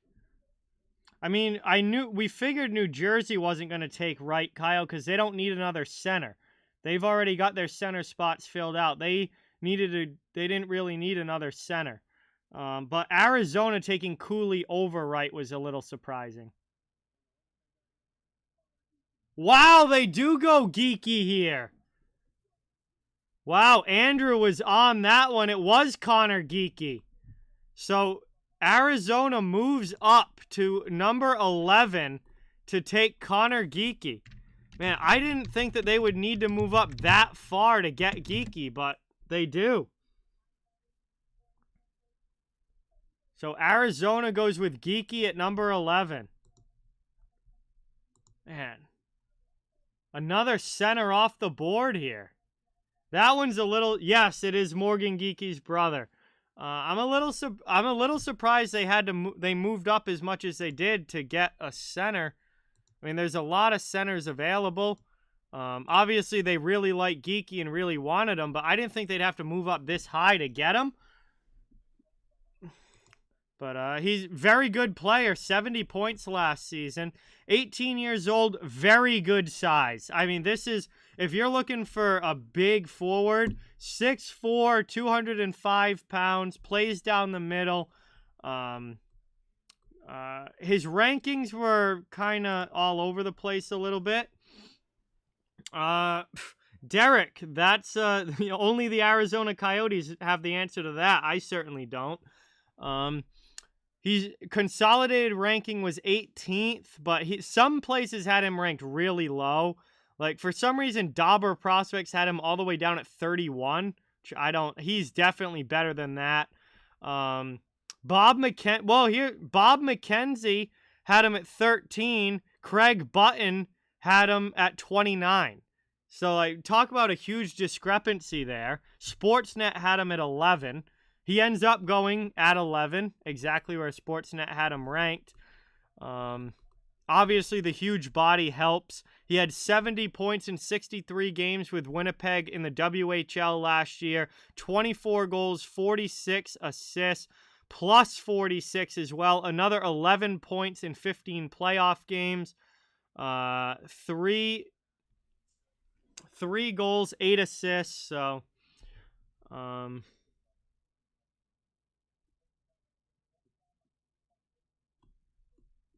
Masked Mage, I have no idea what you're talking about, but that's an absolute load of garbage.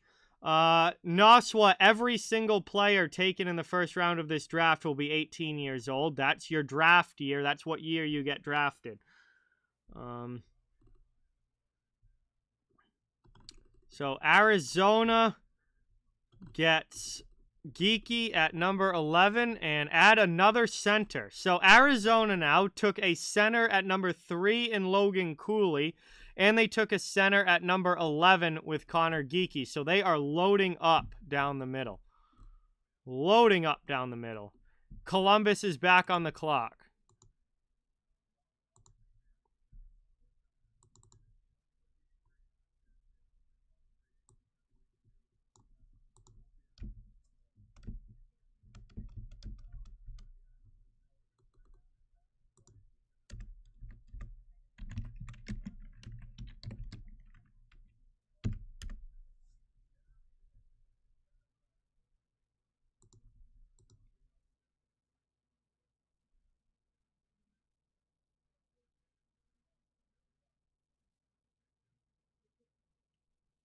Certainly possible, Andrew. Obviously we'll have to see. Certainly possible.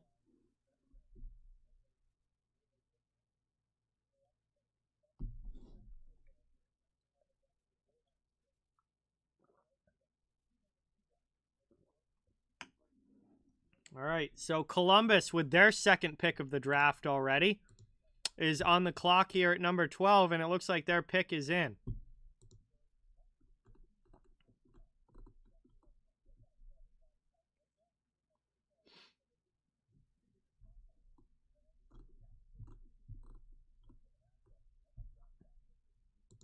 So Columbus picked earlier at 6 overall, and they took David Jiricek, defenseman.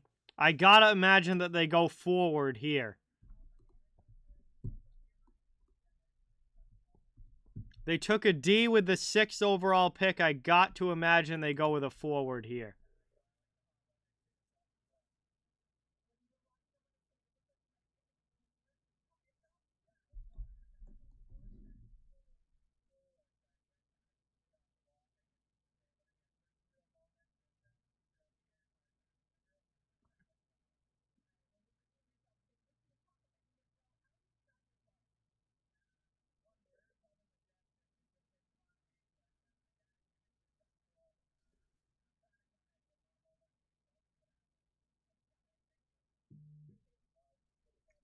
Not in the first round, Robert. They do have picks in the draft, but not in the first round. All right, Columbus's management's back up on the stage, and it's going to be their second pick of this first round, 12th overall.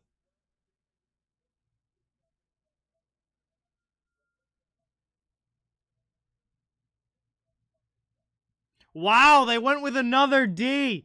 Denton Matachuk from the WHL. Columbus goes with another D-man at 12. And they've had 2 picks so far in the first round. They've taken defensemen with both of them. So Columbus is certainly looking like they're trying to build from the back end out.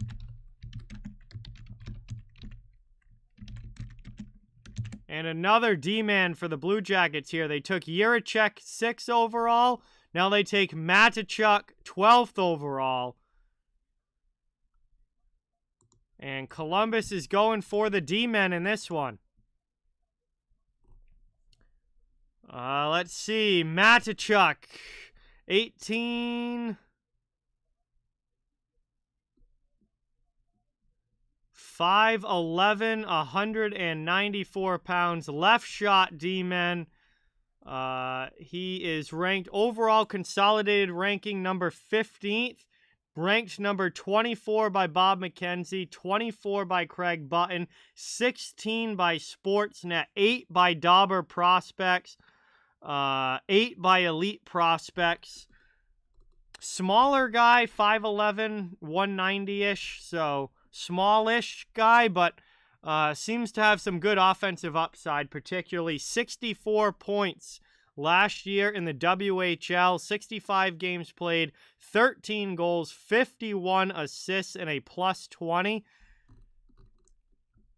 Looks like he's in constant motion that allows him to break from his team structure in the offensive zone and seek opportunities that just aren't there for other defensemen. He prods for soft ice, finds it, and times his entrance into that space at the best possible moment for a shooting opportunity or a chance to hit his teammate elsewhere with a perfectly weighted pass for a chance of their own. Definitely seems to be more of an offensive guy than defensive, but there's a lot of ranting and raving here about his offensive game. He's always up in the play, and when he gets the puck, few defensemen create more opportunities. He's confident. He's a confident and aggressive defender as well. I feel like more likely than not, he's going to have to learn the defensive side of the game at the NHL level a little bit, but the offensive upside seems through the roof here with Matachuk. And when they took Jiricek 6 overall, he was kind of more of the defensive guy. So they kind of almost complement each other. Matachuk, the offensive guy, the playmaker, and Jiricek, the more defensively responsible, going to be in good position type of player. So with the 2 D-men that Columbus has taken, they're kind of, complements of each other with different styles. Chicago is now back on the clock at number 13. So we shall see what Chicago decides to do here. At 13. And 2 defensemen so far for Columbus.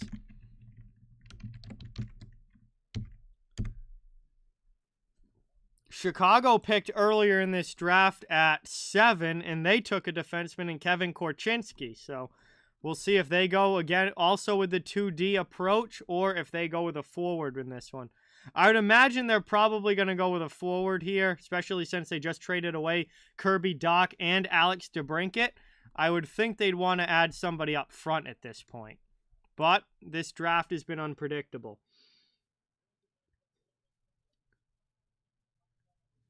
Yeah, Anaheim's pick could end up being very good. Absolutely, Avi. Just saw that I forgot to add position there.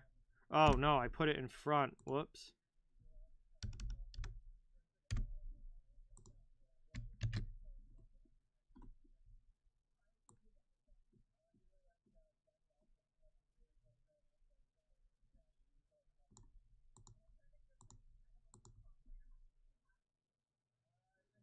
Weed and wrestling. No, the Oilers have not selected.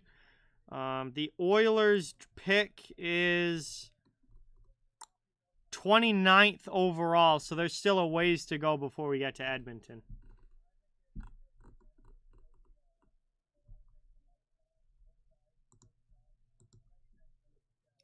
So Chicago's on the clock here. For draft picks, pro hockey, I guess. They're trying to go into a complete full-on rebuild again in Chicago.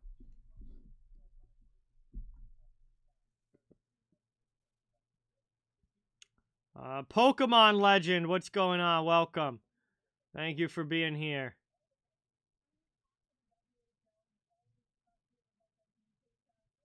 Yeah, so Matichuk seems to be a big offensive producer. Still needs to probably learn the defensive game a little bit.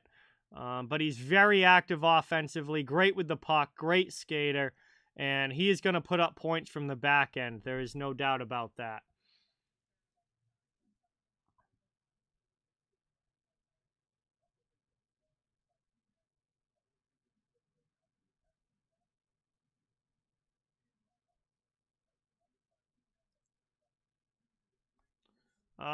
Probably nobody prosperous. I honestly, I don't see any team bailing Chicago out of that contract. Not right now, anyway.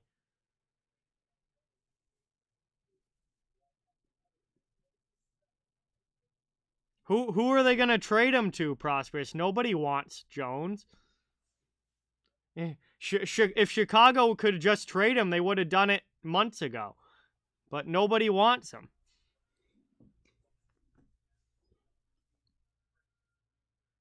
All right, here goes Nazer. Frank Nazer finally goes. It was a forward for Chicago this time.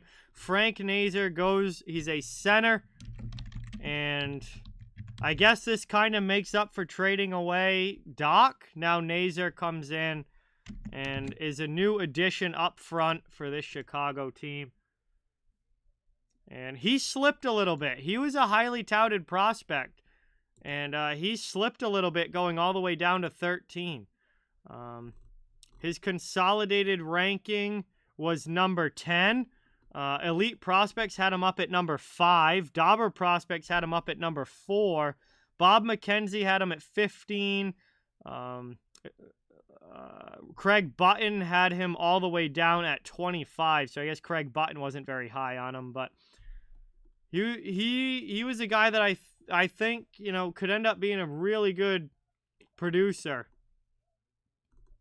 But another guy that was kind of all over the place as far as where, you know, everyone thought he would end up. He's going to be playing at the University of Michigan next season. So Michigan, obviously one of the powerhouses of college hockey, is going to get another very high-level forward here. He had... In U.S. national team play last year, he had 70 points in 56 games, 28 goals, 42 assists, and was a plus 38. And in the USHL games with the U.S. national development team, he had 35 points in 24 games, 15 goals, 20 assists, and a plus 26. Like I said, going to Michigan, Nazer makes subtle, almost imperceptible plays at every corner of the ice to create advantages for his line mates. Little things like dragging defenders toward him on entries to create half-ice 2-on-1s, or driving the net off the puck to give his line mate more runway. The more attention you play to Nazer, the more you appreciate his offensive genius. So, very smart player. Obviously a playmaker, can score, certainly put up some goals this year, but very much a playmaker, makes the other players on the ice around him better, which is very important if you're going to play down the middle. 5'10", 181 pounds, right shot, and he will be going to the University of Michigan next year, and I can't wait to watch him in some college hockey games, because Michigan's done a very good job of, you know, putting out some high quality players, and looks like they got another one headed their way here.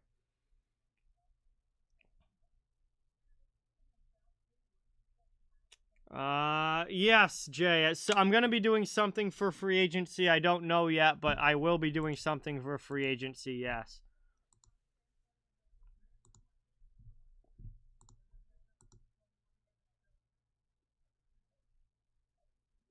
Okay, so now Winnipeg goes on the clock at number 14.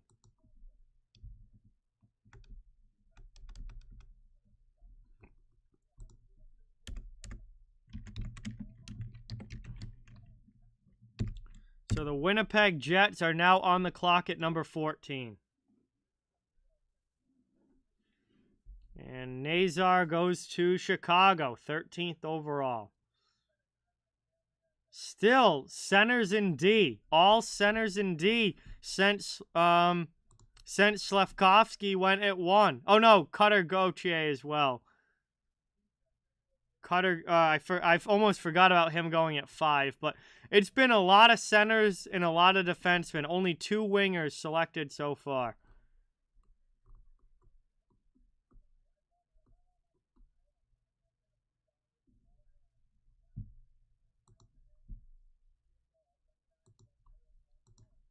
Be interesting to see if what Winnipeg does here.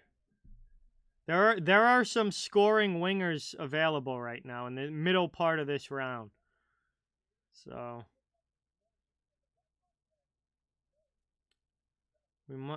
I don't think there's a defenseman that you take this high right now. So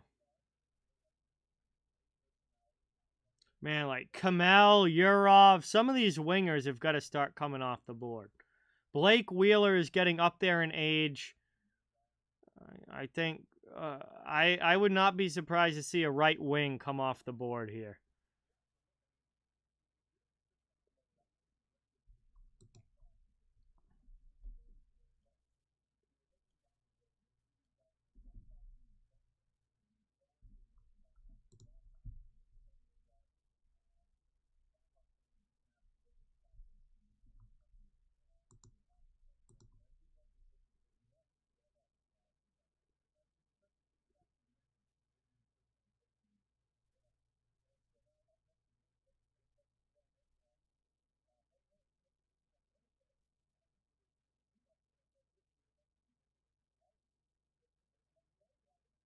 So Winnipeg got Chaz Lucius last year. They got Cole Perfetti in 2020. Ville Heinola in 2019. I don't think there's a D-man here on the board that should go this high. I want to see some of these wingers start to come off the board.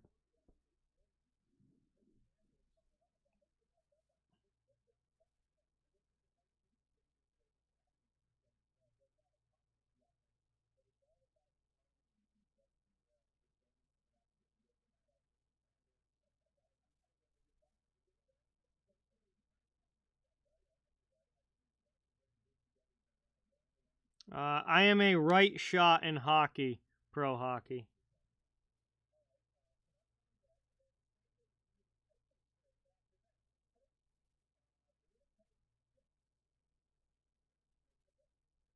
All right, here's Winnipeg.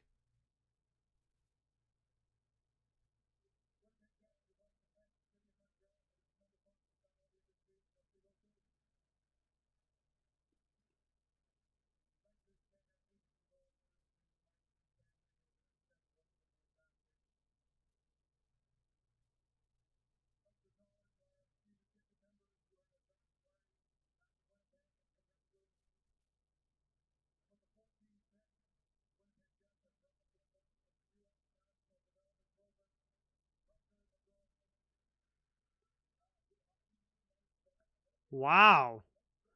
Rutger McGroarty. Rutger McGroarty. This is an interesting pick. Definitely a little bit off the board here for Winnipeg. But they do get a right winger, but it was not one of the right wingers that I was expecting.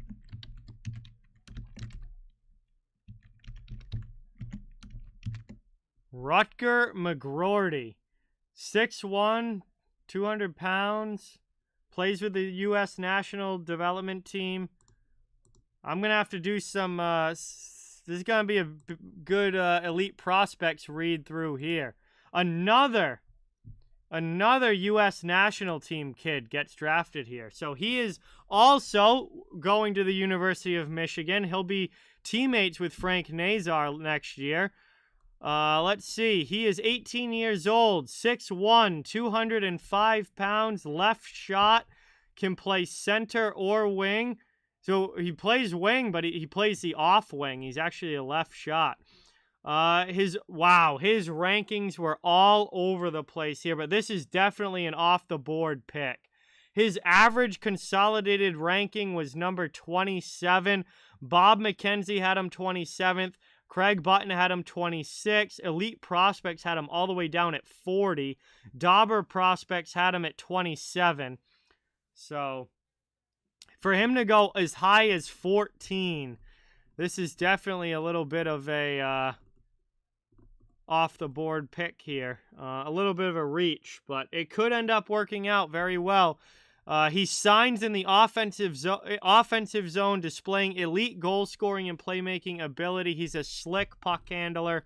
He played, obviously, with the U.S. Juniors, development team last year. 25 USHL games. He had 33 points, 15 goals, 18 assists, and a plus 24.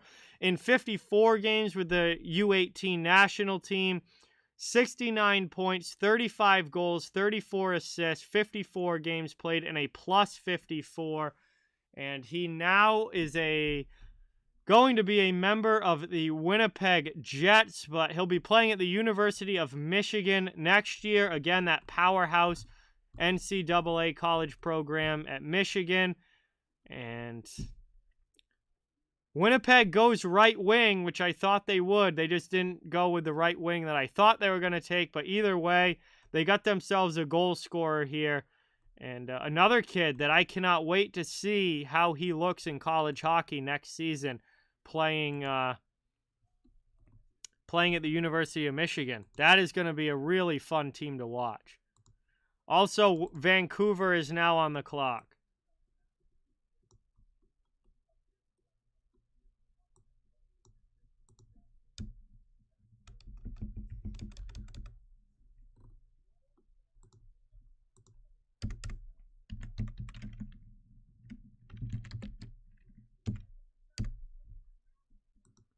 All right, so Vancouver is on the clock.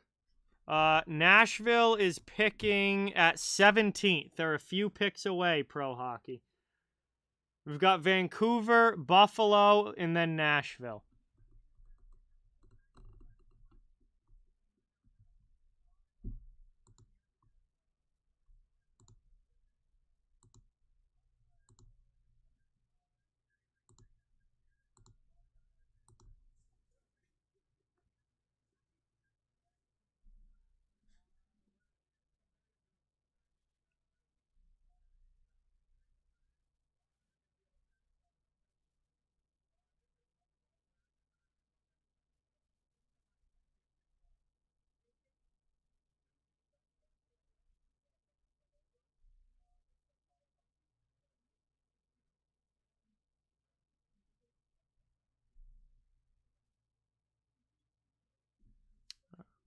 All right, so Canucks are on the clock here.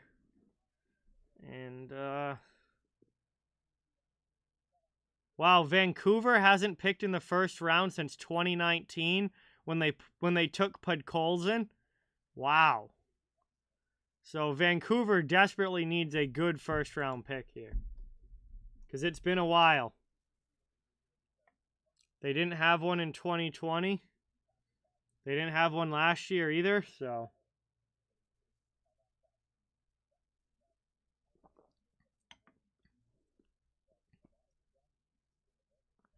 I mean, Vancouver is a team that could use anything, so they could go any different direction here.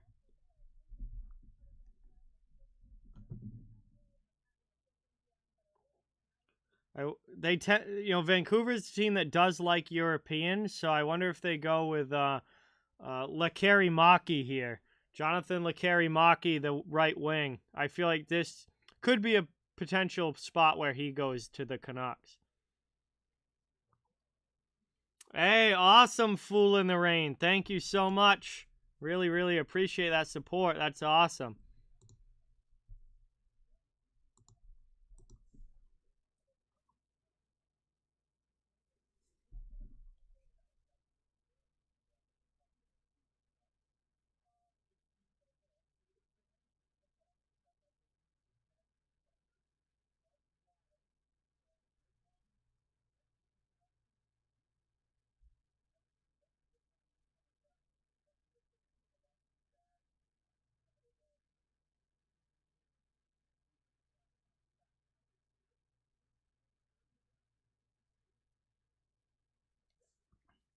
All right, here is Vancouver. Patrick Alvin, first draft, is the GM of Vancouver. We'll see what he does. 15th overall.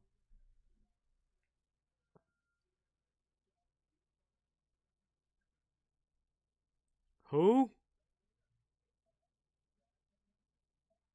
Oh.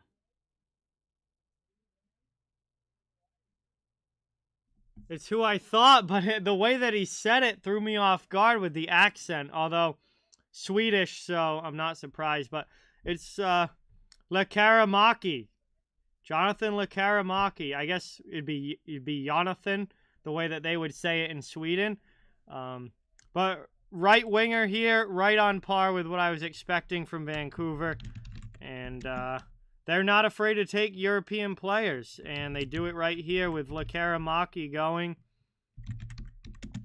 to the Canucks, 15th overall. And finally, we get a winger off the board. For the first time since Cutter at 5, a winger goes off the board here. And it is all the way down at 15. So, Jonathan Lekaramaki goes to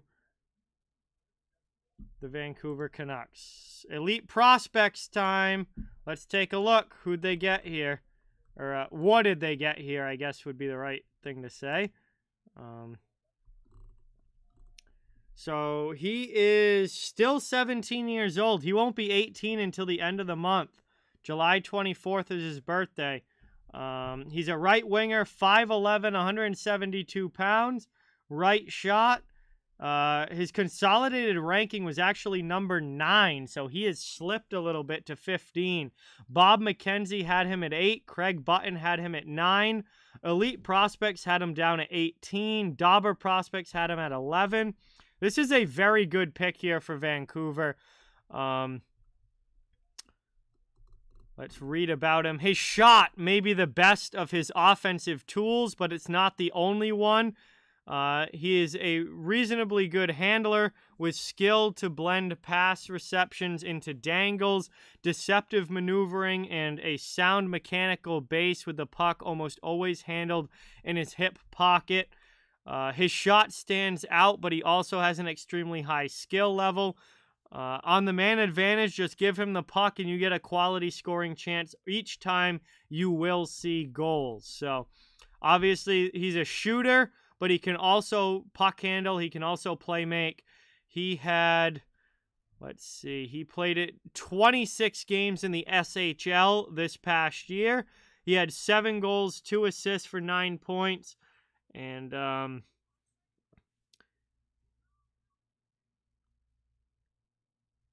expected to play again here over in Sweden next season as well as he continues to grow.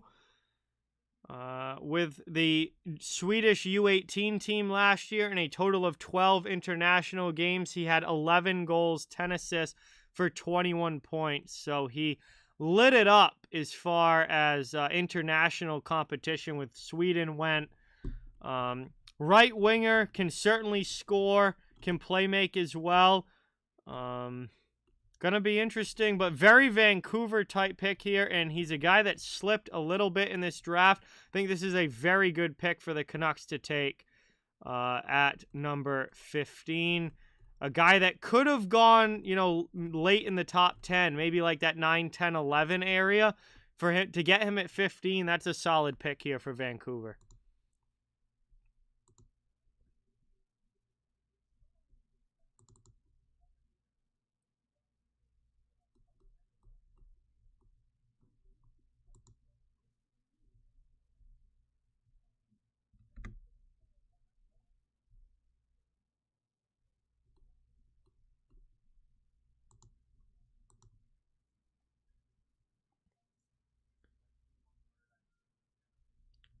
So that's a very good pick for Vancouver there. And we are now waiting on Buffalo.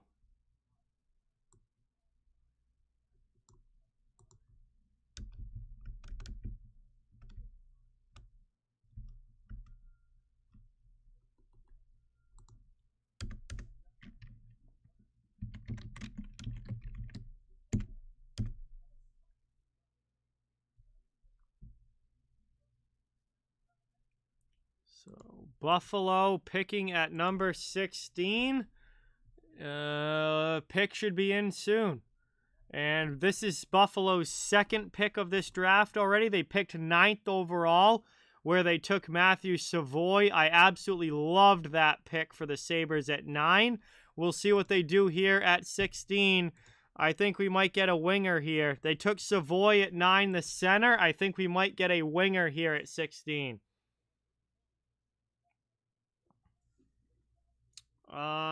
Yeah, they could trade the rights right away, Fool in the Rain. Before they even sign them, they could trade their signing rights away whenever they wanted.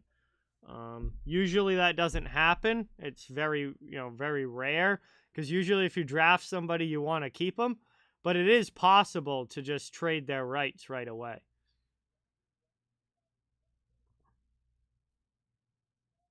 All right, so Buffalo's pick is in. We'll see what the Sabres do here at 16. After this pick, we'll officially be halfway through the first round.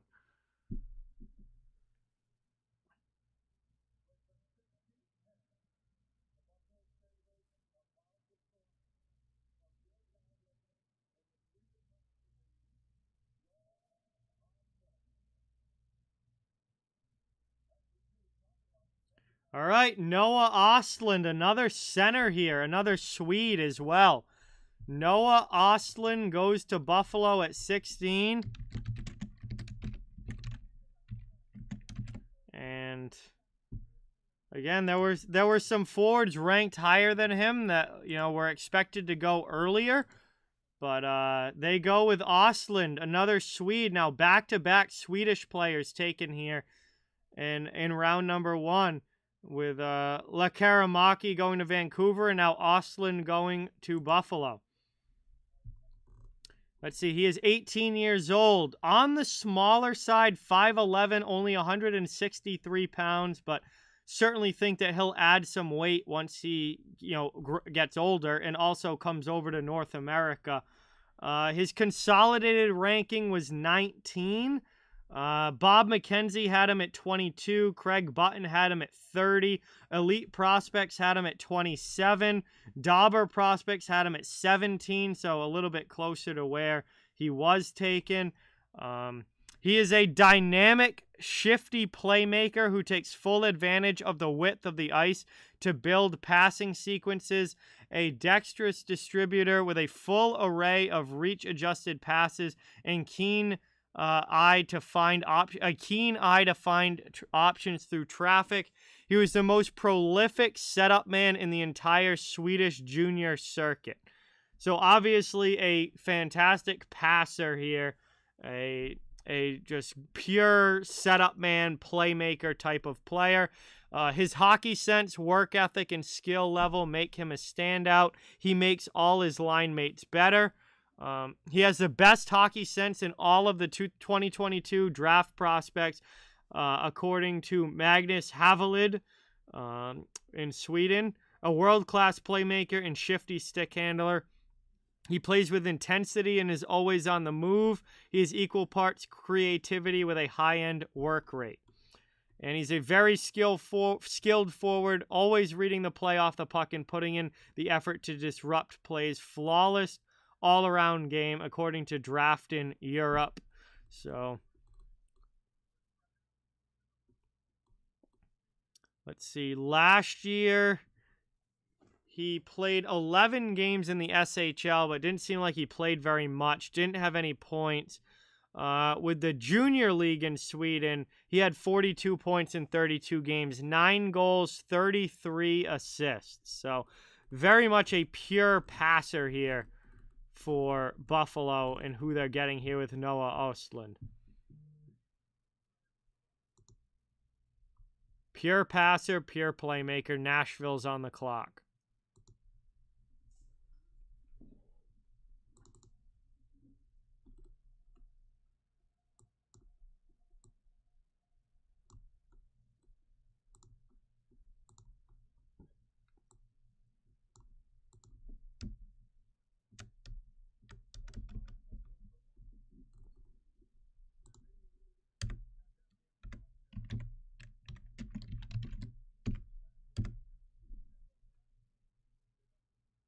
Hey, what's going on, Trevor? Welcome in. Thanks for coming by. Appreciate it. Awesome to have you here. Really good to see you. As always, we are now halfway through the first round. Nashville has the next pick at number 17, and we'll see who they take. Brad Lambert still on the board. Joakim Kamel still on the board. Danila Yurov still on the board. There are some players that are slipping here a little bit in this draft based on their rankings, and some of these teams that are picking in the late teens, early 20s might have a chance to get some really good talent given the picks that they have.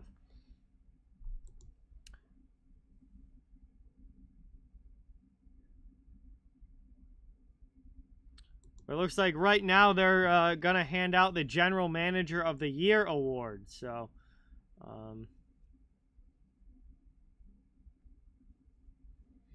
we'll see who wins it. Julien Brisebois from Tampa Bay is one of the nominees.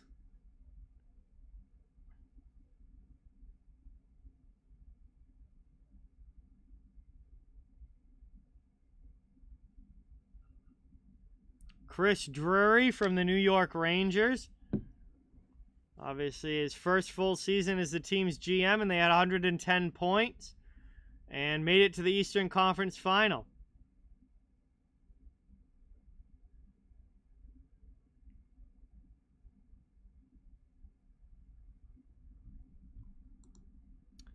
And then, obviously, Joe Sakic from Colorado. I don't know, Lucas. The Leafs pick at 25.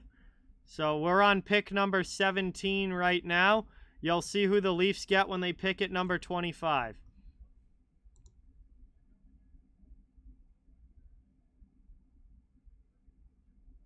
And, of course, Joe Sakic wins the GM of the Year award, which is not surprising given the fact that the Avalanche just won the Stanley Cup.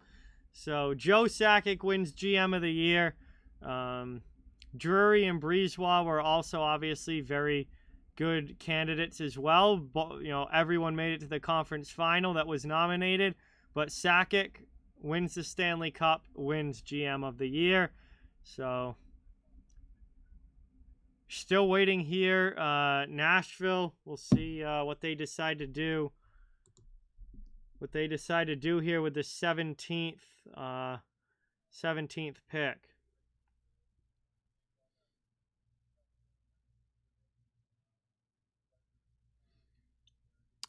He's going to try and make them a lot better defensively, Trevor. I mean, that's what Rick Bowness did in Dallas, was just make them one of the lower scoring teams in the league, but make them one of the most lockdown defensive teams in the league. And he's, I think, going to try and bring that system to Winnipeg. They have a great goalie in Connor Hellebuck. They have to play a lot better defensively in front of them. So Bowness is definitely a coach that can do that.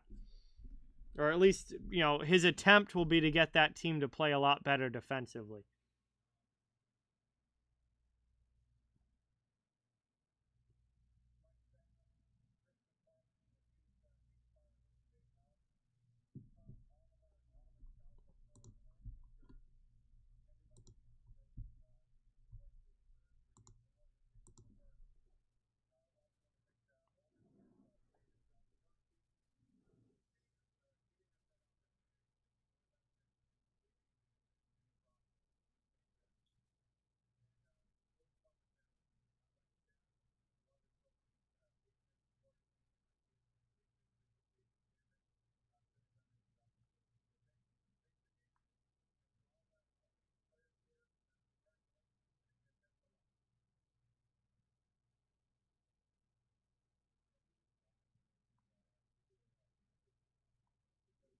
Well, Winnipeg will not be your favorite team to watch next year then, Trevor, because basically what you saw from the Dallas Stars this year is going to be Winnipeg's style of hockey next year, most likely.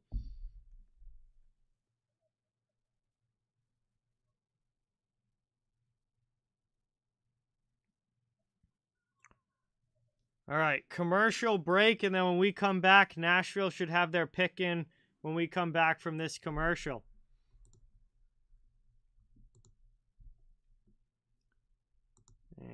And we are officially halfway through round number 1.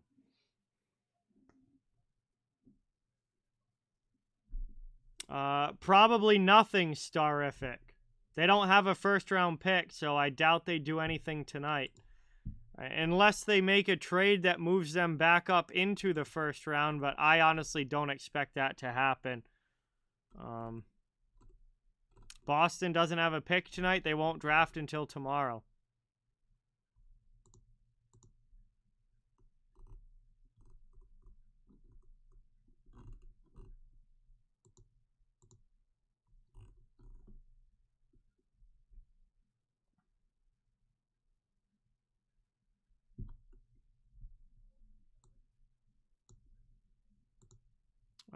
Barry Trotz, Trevor? Yes. He's a very defensive-minded coach, and I think Winnipeg really wanted him, but he's decided not to coach this season. But, yeah, Winnipeg was absolutely... They were searching for a defensive coach because that team has been horrible defensively for the past couple of seasons. Whoever the best team from the West is, Lucas.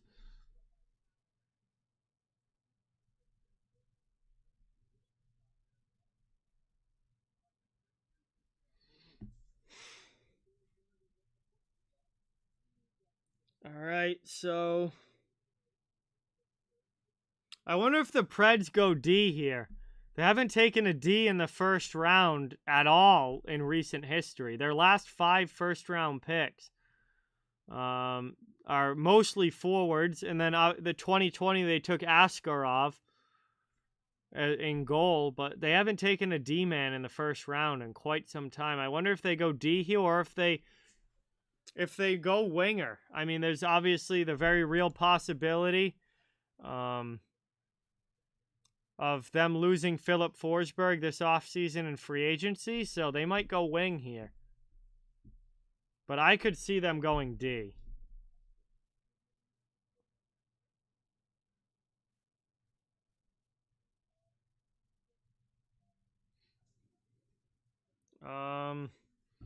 I don't know, Starific. I've never been on a hockey road trip. I have no idea.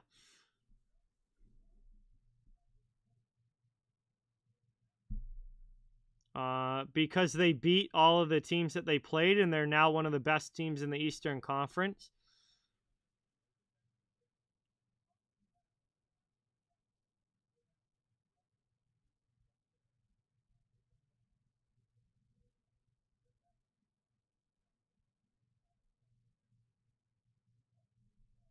Hey, Erwin. What is going on? Welcome. Thanks for being here. Appreciate it. All right, Nashville's pick is in. We'll see what they get.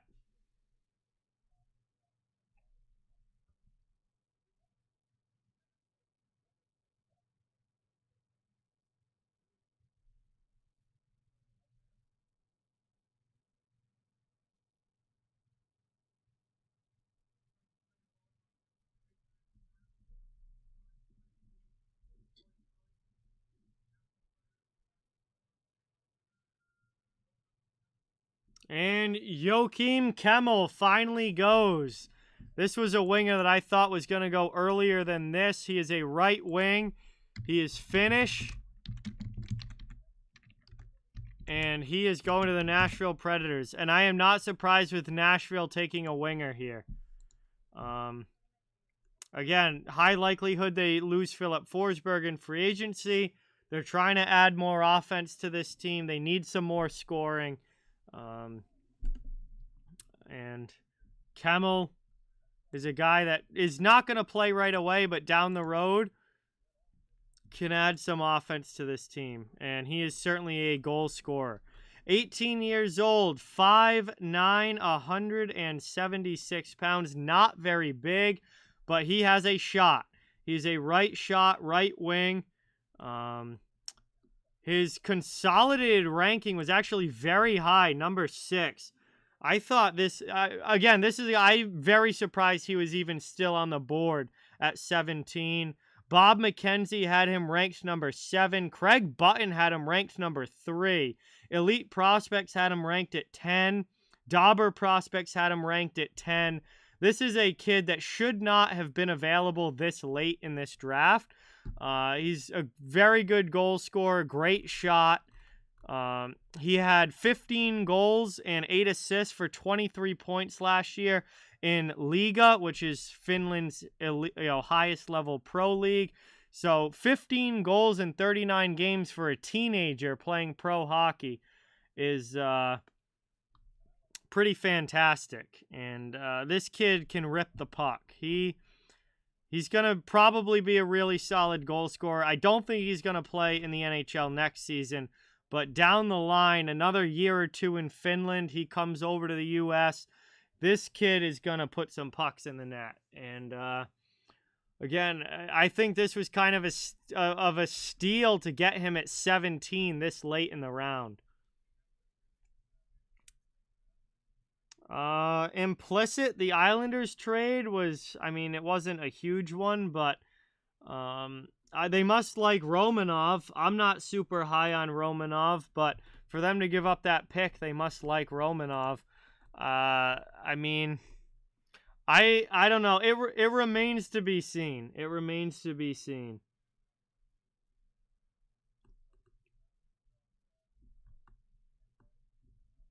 It depends on how Romanov plays, honestly.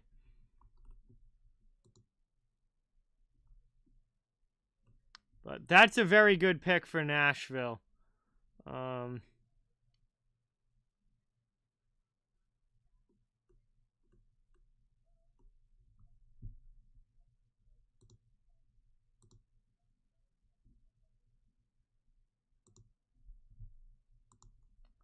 All right, so now with Kemmel finally off the board, we might get back into some D-men going here.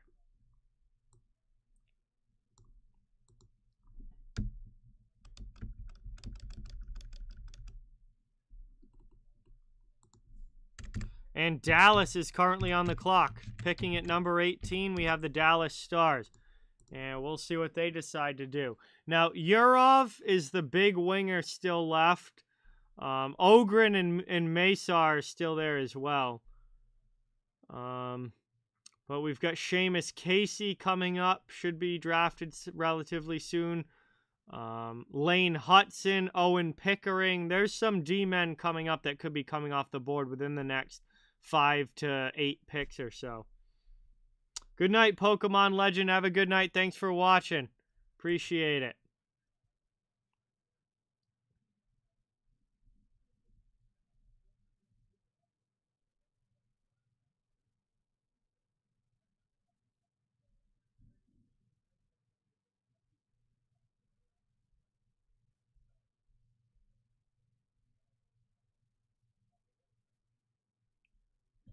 So it feels like Brad Lambert is the big center that is still on the board. And then we've got quite a few wingers possibly taken here and quite a few D-men on the board that could be going soon. But Lambert's like the big center left.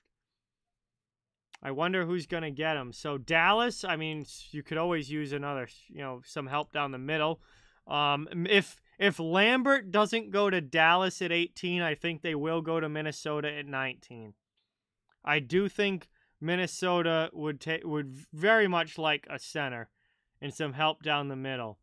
If Lambert doesn't go here to Dallas, I think he very likely goes to Minnesota at 19.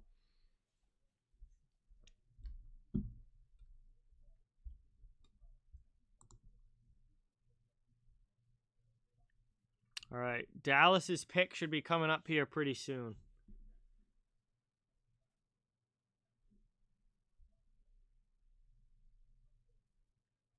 Both of these teams picking could, Dallas now or Minnesota with the next pick could certainly use some center help, as far as the future goes. So, I mean, Pavelski is not going to be there forever in Dallas. He's getting older.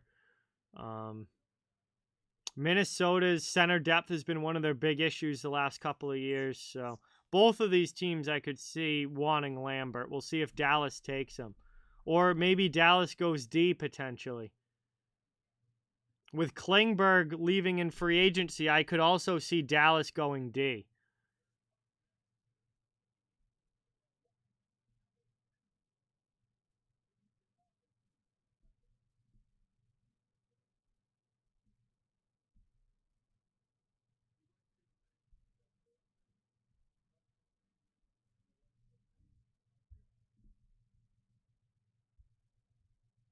I don't know, Trevor. I'm not doing the math percentage on which ones are European and not. I don't know.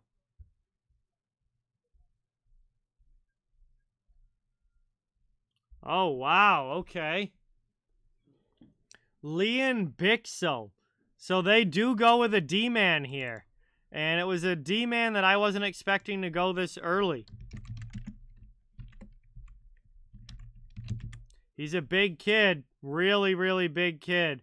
And that must be what Dallas is looking at here, that they really wanted someone with some size. They go defense. And it is Liam Bixel. Another Swede off. Well, he was playing in Sweden. He's actually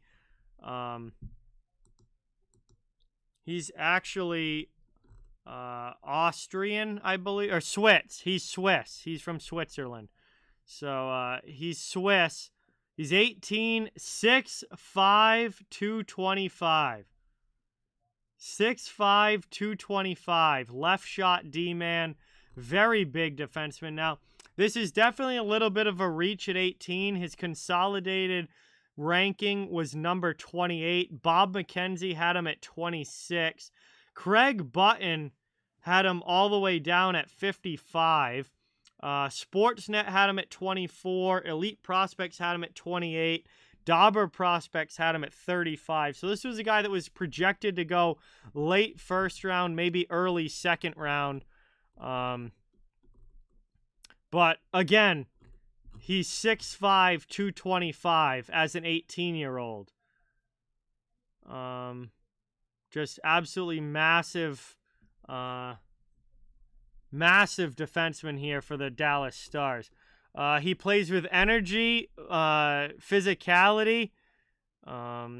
He takes a hit to make a play, but mostly likes to dish them out. He has great habits all over the ice, scanning and using his stick and denying space and switching on his check. So it seems like he skates pretty well for his size. He's obviously huge. He's more of a defensive guy. He played in the SHL last year, 29 games played, 1 goal, 2 assists for 3 points. Again, teenager playing pro hockey. You never get big point totals in the SHL. But a guy that's definitely going to be a bit of a project, so to say, for Dallas. Like, he's going to take some time to develop into an NHL player, but when he does, he could become a very scary defenseman to have to play against. And Dallas obviously saw that 6'5" and was all about it. No, the Rangers have no first-round draft picks, Jameson. The Rangers do not have any picks in this first round.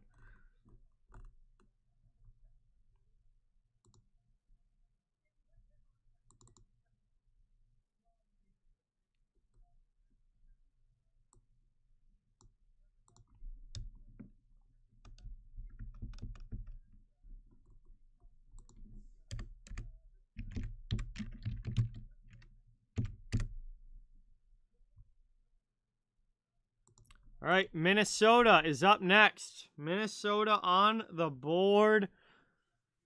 And they are on the clock right now, trying to get that 19th overall selection made. And I very much see Brad Lambert going here.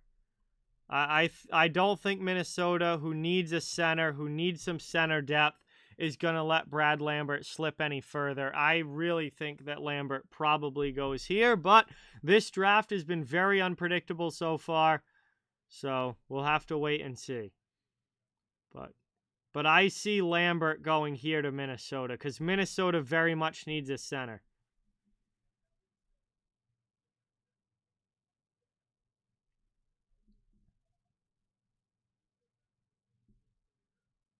That wouldn't blow my mind, Kyle, because this draft has been nothing but surprises. I mean, there's literally been so many surprises already in this first round that nothing is going to catch me off guard at this point. I mean, from Shane Wright dropping all the way down to 4 to, kind of the order of defensemen that went, and it's just been It's been a weird draft. It's been a very unpredictable. It's been a very unpredictable draft so far. So it feels like almost anything can happen at this point. Yes. Brian Boucher agrees with me. He says Minnesota is in need of a center. This has Brad Lambert written all over it.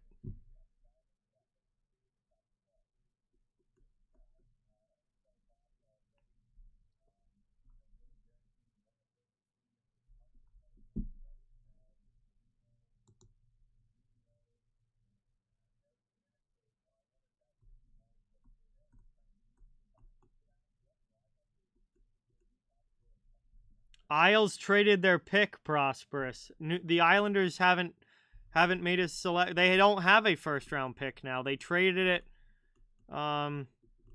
They traded it to Montreal. Or no, well, yes. And then Montreal used it to trade to Chicago for Kirby Dach. So Chicago ended up picking in that spot. But the Islanders don't have a pick now in the first round.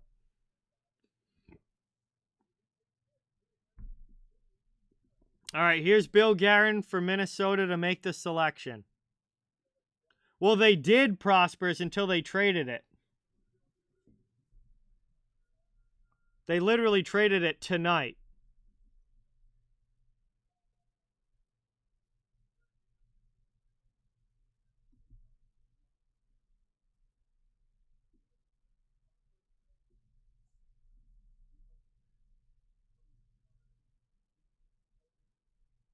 Okay, another winger off the board. They don't go with a center. They go with Liam Öhgren, another Swedish winger. And Öhgren goes off the board here. Now, he's somebody that was expected to go around this spot, so this wasn't a reach of a pick or anything. I just thought they would go with a center before a winger, but they go wing here. 6'1", 201 pounds, left wing, 18 years old. Taken 19th overall by Minnesota. His consolidated ranking was 17. Elite Prospects had him ranked 13th. Bob McKenzie had him at 21. Craig Button had him at 18. Sportsnet had him at 23. Dauber Prospects had him at 14.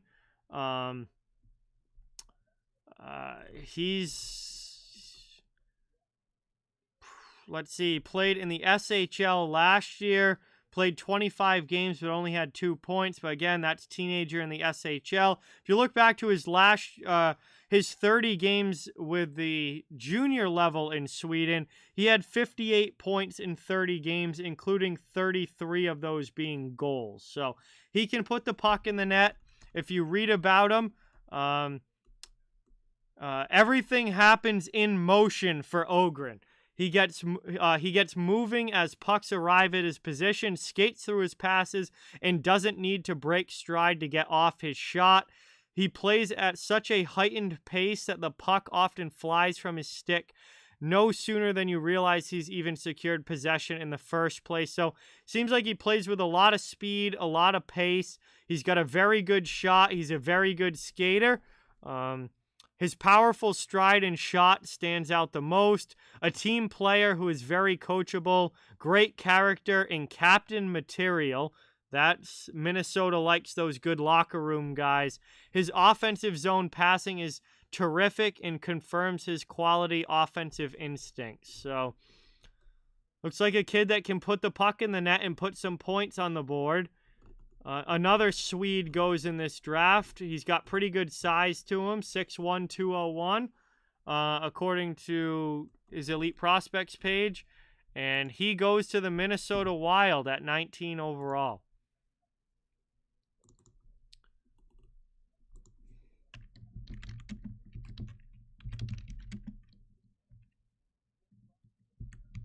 So, a winger off the board here to the Wild. Oilers have not picked yet, Boston. They have not. Oilers don't pick until like 29th, so still a ways to go.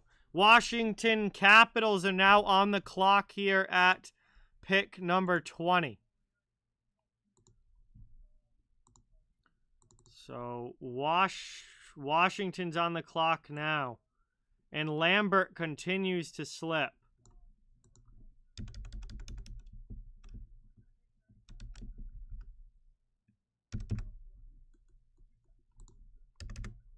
So let's see who Washington goes with. Yeah, Ogren's a good pick there. He was expected to go right around this spot. So that was not a reach of a pick or anything for Minnesota. I was just surprised they went with a winger over a center, personally. But obviously they're very high on Ogren.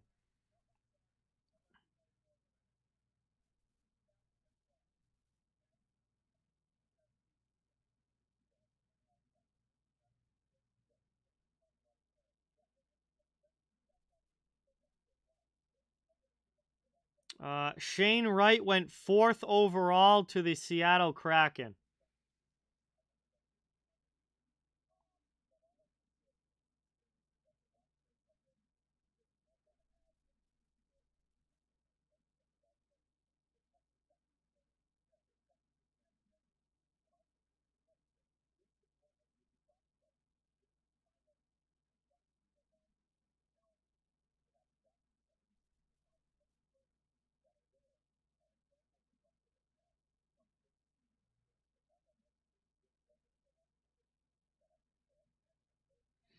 Yeah, I wonder if Washington goes down the middle here because they know that Backstrom's going to be out for a long time. Obviously, they do have Hendrix Lapierre coming up and Connor McMichael, who's already, started playing NHL games. So they took a center in 2019 with McMichael. They took a center again in 2020 with Lapierre. But I could potentially see them going center even again here. Or I wouldn't be surprised if we maybe see them go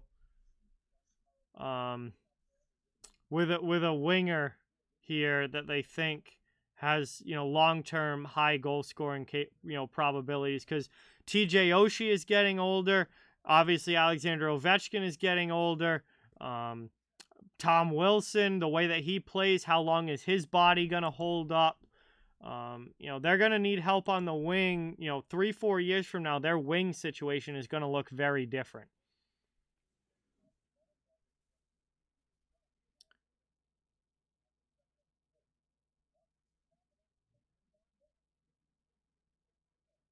All right, here's Washington up on stage now for the 20th pick.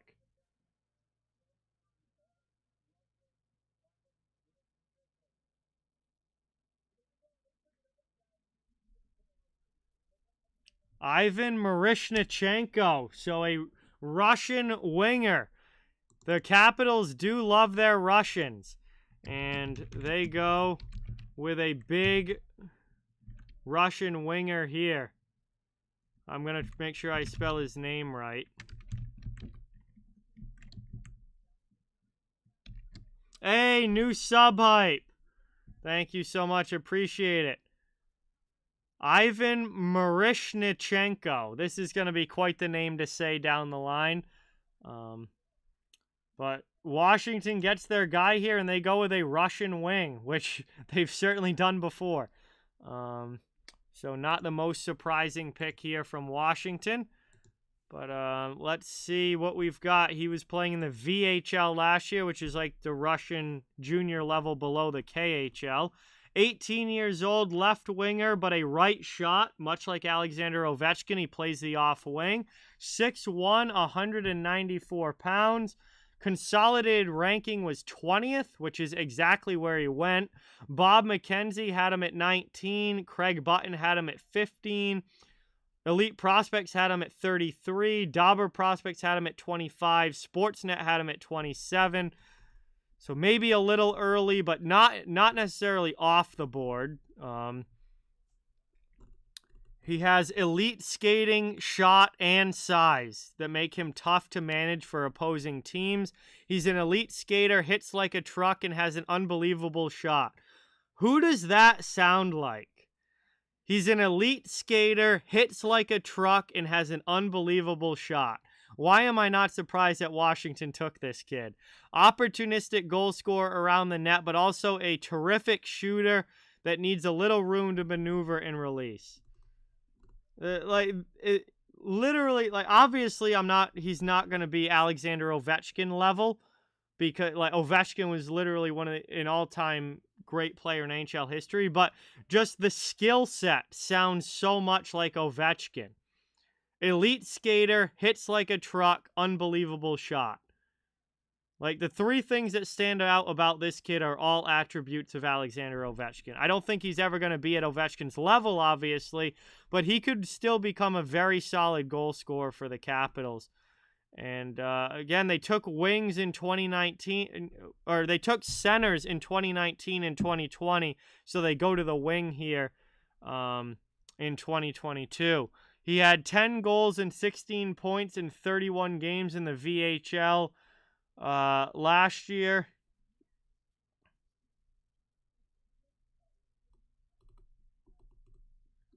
And before that, he's played, in the younger Russian leagues. He's played with the junior teams at the U16, U17, U18. U18 in 2020, 2021 with the Russian team, 6 goals in 7 games. So he's obviously gotten able to shoot the puck. So, Capitals go with a future goal scorer here. What they hope to be is a future goal scorer here with their first round pick, 20th overall.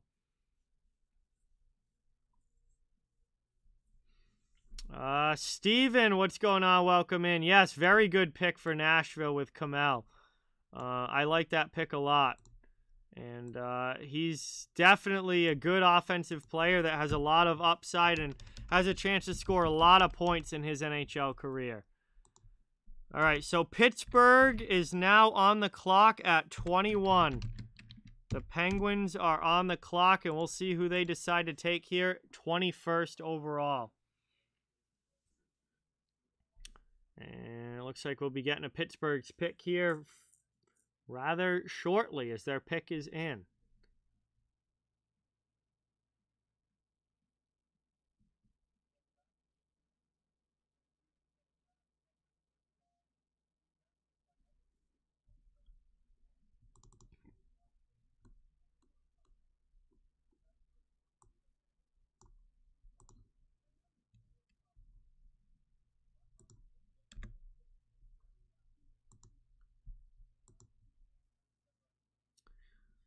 Yeah, I feel like Pittsburgh needs defense. I am, if I had to guess, I would be expecting a defenseman to come off the board here to Pittsburgh.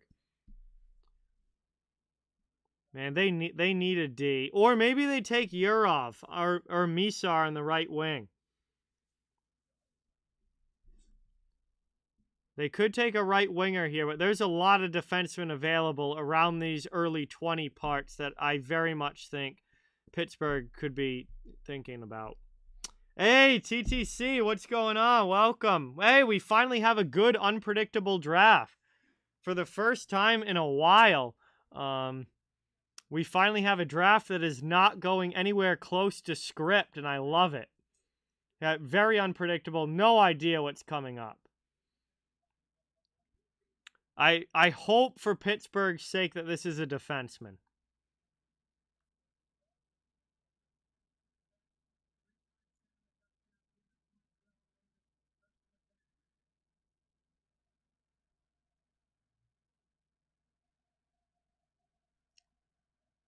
Hey, Letang's announcing the pick. He just signed a 6-year deal today.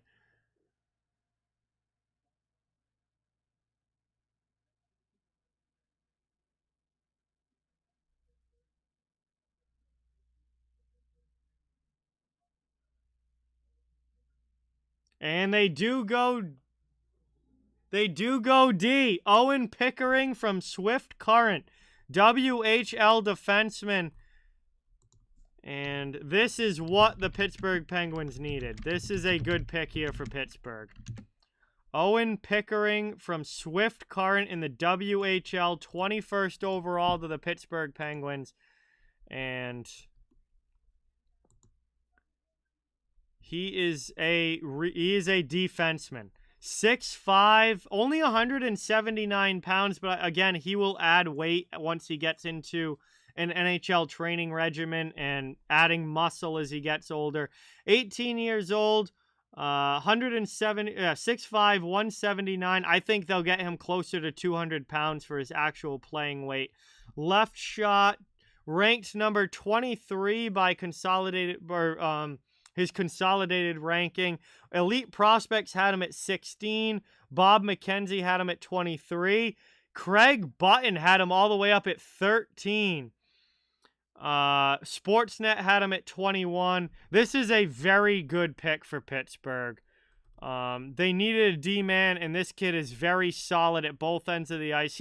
He's going to be a two-way defenseman. I don't think he's going to be a huge offensive guy, but he's not going to be useless offensively and only be a defensive guy. I think he's going to be the epitome of a two-way defenseman.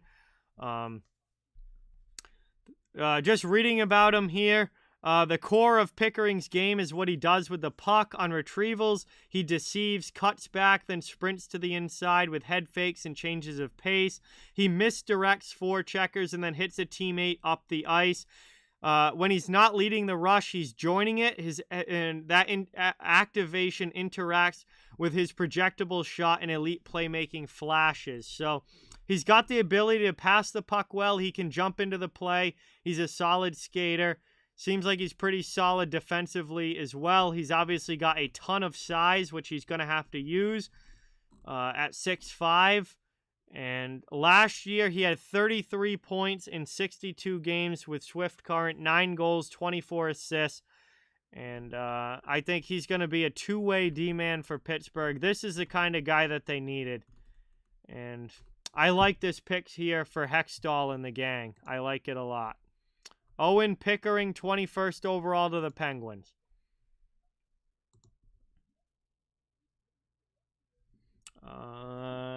Yes, Anaheim is up next, which would have been the Boston Bruins pick. That is correct, Isaac. That is correct.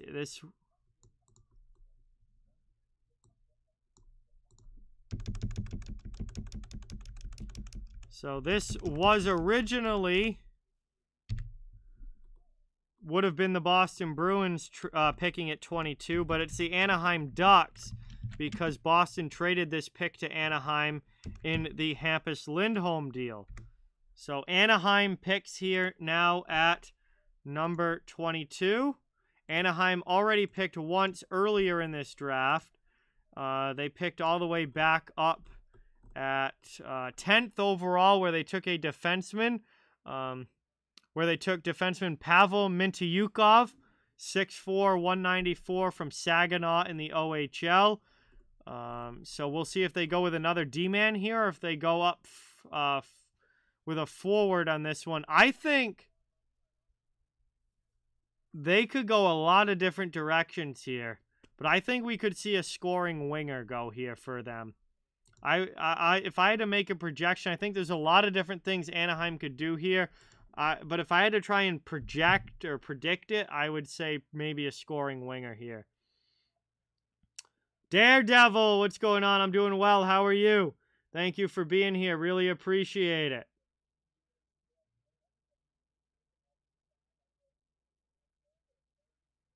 Good to have you here. Thank you. I would not be surprised if we see a scoring winger go here to Anaheim.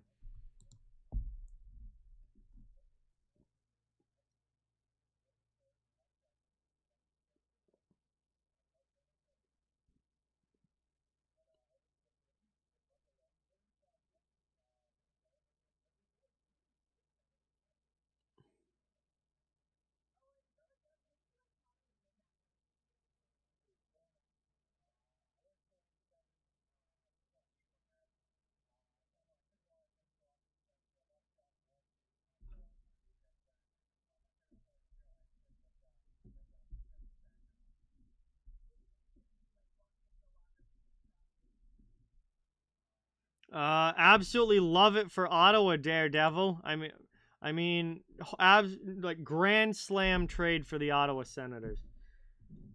And I'm very surprised Chicago didn't get more for DeBrincat.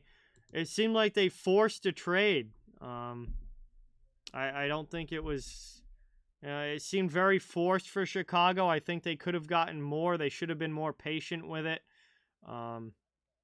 And I think it's an absolute grand slam of a trade for the Ottawa Senators, who just got a 24-year-old player who's already had two 40-goal seasons. He already a massive addition and improvement to the Sens lineup.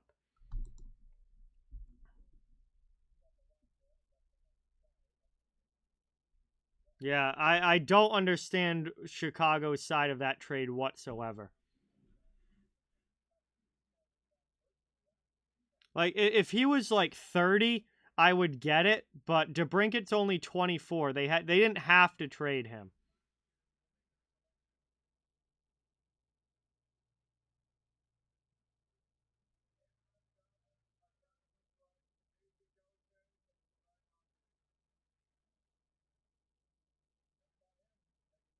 All right. Here comes Nathan Gauthier. This one was a little off the board here for Anaheim, but again, when you have multiple first round picks, you have the opportunity with the second one to kind of go off the board if you want to and take a stab at somebody, because you already if you get that first pick solidified and think that that's a guy that you're in on and really good pick with that one, you can reach a little bit with the second one and try and take a stab at somebody with some high upside, but maybe have a little bit more risk involved. And I would categorize this as kind of there being some risk involved. He's kind of a power forward. He's a center, which usually power forwards are wingers, but 6'3", 207 pounds, right shot centerman, 18 years old, played in the Quebec Major Junior League. Kind of expected to go early second round. Or late first round. Ranked 31 overall consolidated rankings. Elite Prospects actually had him up at 25. Bob McKenzie had him at 28. Craig Button had him down at 39. Dauber Prospects had him down at 34. So very late first round, early second round type of pick here, which maybe a little early up at 22, but not a huge reach. It's not like he was projected in the third round or anything like that. But big kid. I mean, 6'3", 207, plays a powerful physical game. He was an alternate captain with the Quebec Remparts last year. He played 66 games, had 31 goals, 26 assists for 57 points, and was a plus 30. Also had 74 penalty minutes, so he's not afraid to get involved physically. In the playoffs, he had 9 points in 12 games, 3 goals, 6 assists. And again, Anaheim has been a physical team. I think, after then they got rid of Delorier. I think they want to, make sure that they have physicality in their lineup. That's kind of been the Ducks' MO. Obviously now, Ryan Getzlaf, retired. He was, even though he was a great player, he was also a very tough player for them. So I'm not surprised to see Anaheim try and go with a power forward type player. We saw the whole thing with them in Arizona last year with, Troy Terry getting pushed around and whatnot. So I'm not surprised that they went with somebody that brings a physical edge with this pick. He's not going to be in the NHL for probably another couple of years or, 2 to 3 years, but a guy that can pack some punch when he does get there and can score some goals as well. And he's going to be a powerful center for them. No doubt about that. So Nathan Gauthier, 22nd overall to Anaheim.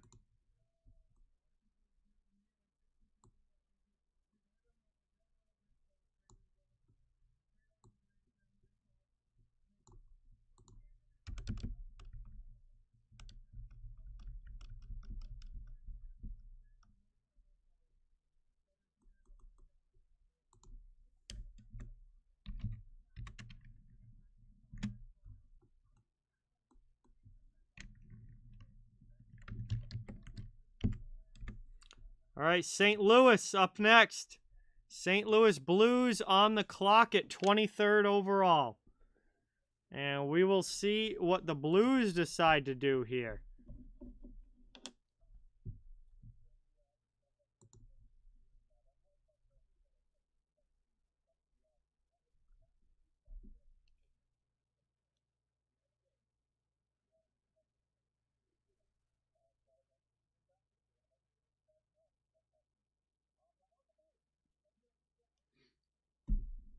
So while we're waiting for the Blues pick, I just want to thank everybody for watching here tonight. Really appreciate it. Hope you're enjoying the draft coverage. And please don't forget, it really does mean a lot if you can hit that thumbs up and subscribe. If you haven't, it helps the channel a ton. I cover the entire NHL on this channel, so fans of all teams are welcome and wanted here. And thank you guys for tuning in tonight. St. Louis's pick looks like it's coming up as the management team for the Blues starts the walk up to the stage. And we'll see what the Blues decide to do here at 23rd. I mean, there's a lot of different directions they could go. I would not be surprised if this is a defenseman, but don't forget that Brad Lambert is still out there and falling now deep into the 20s. So, you know, there's still a centerman sitting there that was expected to go higher.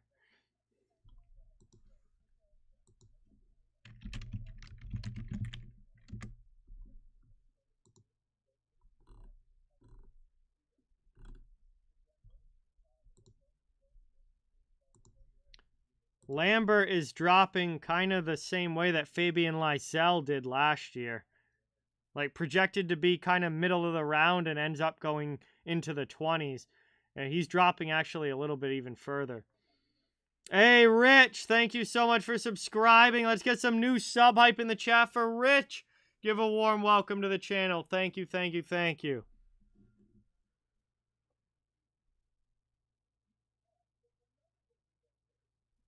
And Jimmy Snuggerud, another right wing, goes off the board. Somebody that wasn't maybe on the radar for this pick. But another U.S.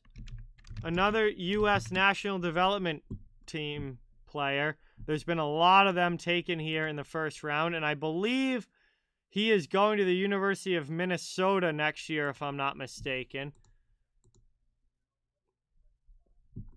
So, Jimmy Snuggerud. Let's take a look at the Elite Prospects page here. 18 years old. He is from Minnesota. He'll be playing with the Minnesota Golden Gophers in college hockey next year. I can't wait to see college hockey next year. Some of these kids, a lot of these kids are going to be playing on really good college teams. 6'2", 185 pounds, right shot. He's listed on here on the TV broadcast as the right wing, but it looks like he can very versatile, can play almost any wing or forward position that you need him to. 26 overall in consolidated ranking. Elite Prospects had him at 24. Bob McKenzie had him at 17. Craig Button had him all the way up at number 8. Sportsnet had him at 18. Dauber Prospects had him at 23. Seems like a pretty good pick here for St. Louis. He's, again, going to be a Golden Gopher in college hockey next year. With the national team, U18 national team, he had 63 points in 59 games. Was a plus 27, 24 goals and 39 assists. And then in the USHL with the USNT DP team, he had 26 games played, 26 points, 6 goals, 20 assists, and 50 plus 15 on the season. He'll be playing his first year in college next year. And this seems like a pretty solid pickup. Not somebody that's going to be NHL ready, right away. But the Blues don't need that. I mean, they're in a good spot. They have a good roster right now.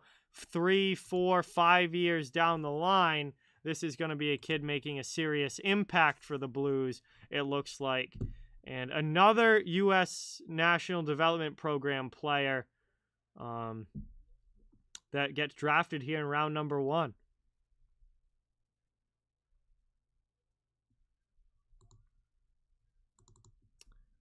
All right, so Jimmy Snuggerud goes to St. Louis at number 23. And at number 24, the Minnesota Wild find themselves back on the clock. Minnesota will be taking their second pick of this first round.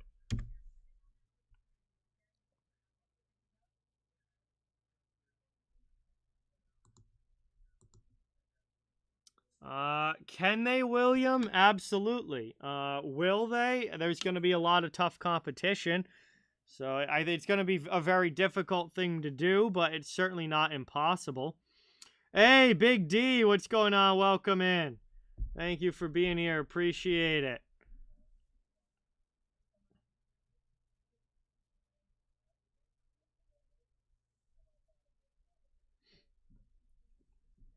All right, so Minnesota's on the clock.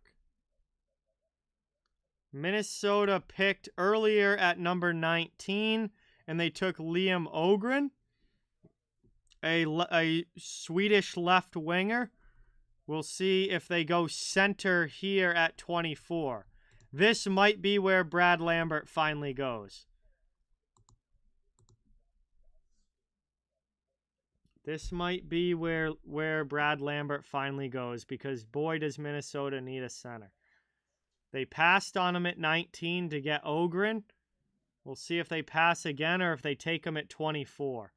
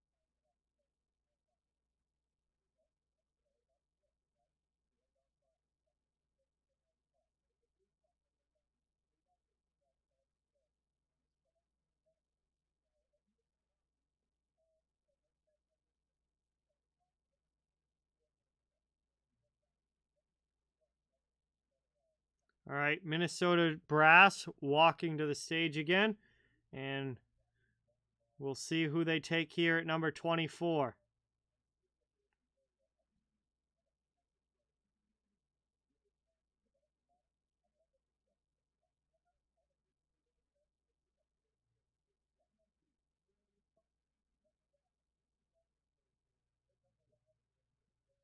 All right, let's see who Minnesota takes here.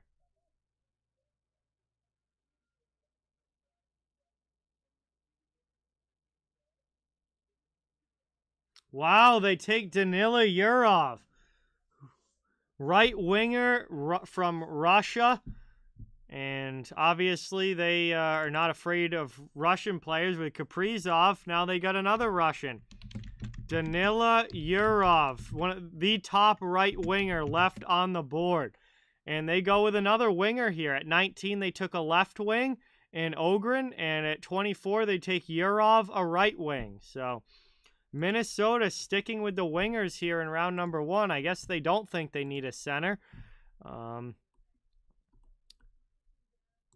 And this is a kid that dropped. This was a kid that was expected to go higher than this, I believe. Yeah, his consolidated ranking was 13th, and he drops all the way to 24 for Minnesota here. 18 years old, right wing, 6'1", 179 pounds.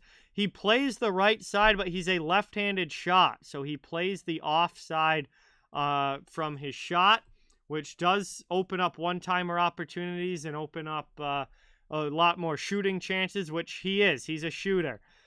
He was projected ranked number 23 by Elite Prospects, 14 by Bob McKenzie, 12 by Craig Button, 15 by Sportsnet, and 12 by Dauber Prospects. He played in the MHL, which is a Russian league right below the KHL last year. He had 36 points in 23 games, 13 goals, 23 assists. He also played 21 games in the KHL, but did not record a point in the KHL. I have got to wonder how much ice time he actually got. And we got a trade.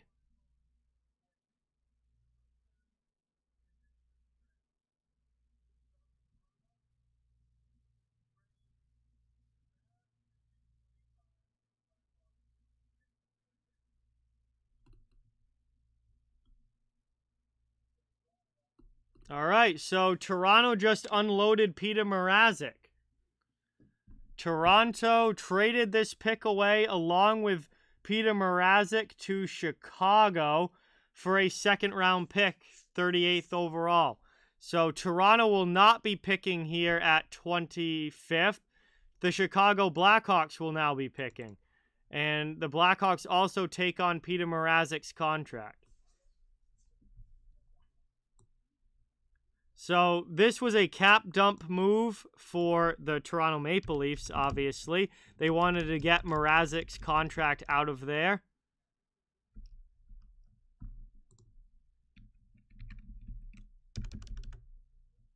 And now Chicago gets a third pick of this first round. They've already picked twice. They're going to pick a third time now in this first round. And Peter Mrazek has to go play for Chicago next year. Oh boy, he must be thrilled about that. Anyway, so Minnesota takes Yurov, a player that slipped in the draft, should have gone higher. That's another solid pick for the Wild. And they've added 2 good wingers to their team now so far in this draft. Chicago, with their earlier picks, they drafted defenseman Kevin Korchinski, 7th overall. They drafted forward Frank Nazar, 13th overall. And now they'll be drafting again here, 25th overall. And they have, a lot of options here with this 25th pick. They could go D, they could go forward, whether it's winger, center. They've got all the options opened up right here with this 25th pick.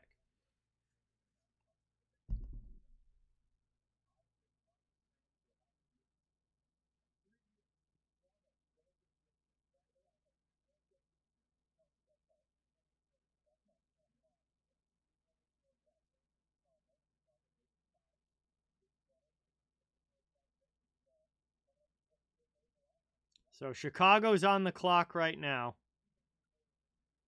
And this is their third pick of the first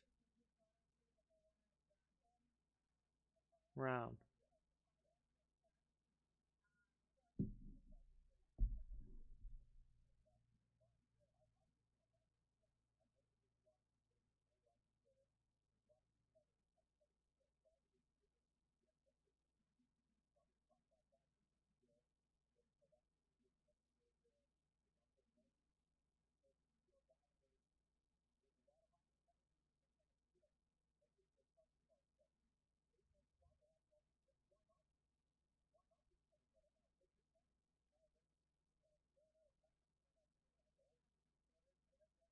All right, Chicago's pick is in.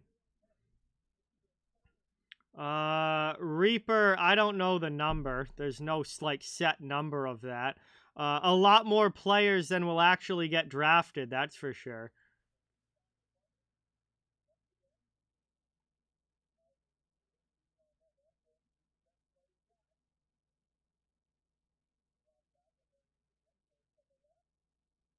All right, Chicago's third pick of the first round here. Let's see what they do with it. Is Lambert finally going to go?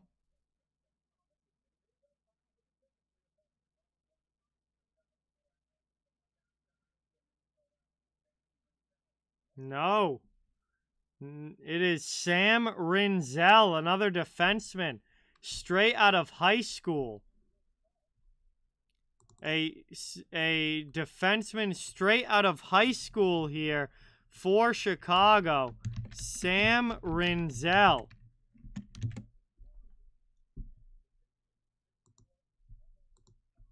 He is a big kid. Let's see what elite prospects have to say. This is a kid I do not really know anything about. So he was playing Minnesota high school hockey last year. He's going to be playing with the Waterloo Blackhawks in the USHL next season. He is 18 years old. He just turned 18. 6'3", 181 pounds, right shot defenseman. Ranked number 32 by Elite Prospects. Ranked number 31 by Bob McKenzie. Ranked number 37 by Craig Button. And ranked number 37 by Dauber Prospect. So he was expected to go a little bit later than this, but not too big of a reach here. Obviously, last year... Oh, he did play with Waterloo. He also played in high school. So he played with Waterloo and in high school last year. In his high school season at Chaska High, he had 38 points in 27 games as a defenseman, 9 goals and 29 assists. He played 21 USHL games with the Waterloo Blackhawks, and he had 2 goals, 8 assists, and 10 points.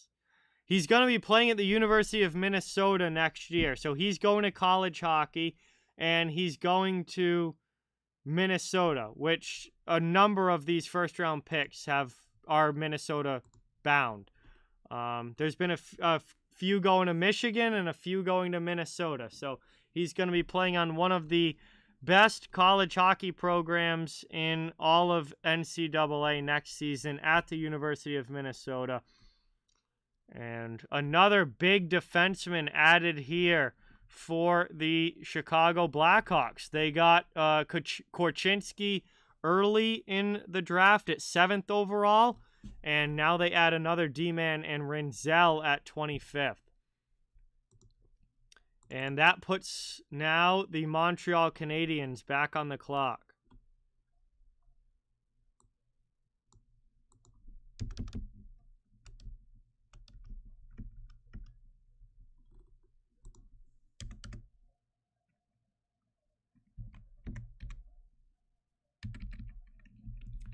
All right, Montreal picks again at 26 overall. Obviously, they had the first overall pick in this draft, and with that pick, they took Juraj Slafkovsky. It's going to take me a while to get that name. But they took Slafkovsky 1 overall, and now they're picking again. It's their second pick of the round, 26, and we'll see which way they go here.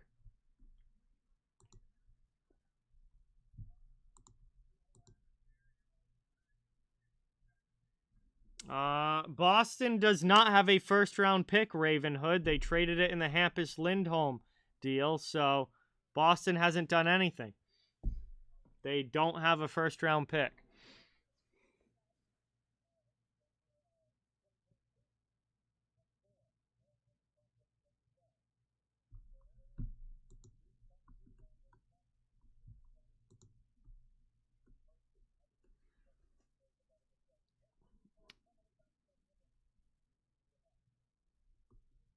All right, so Montreal picks next at 26. San Jose picks at 27.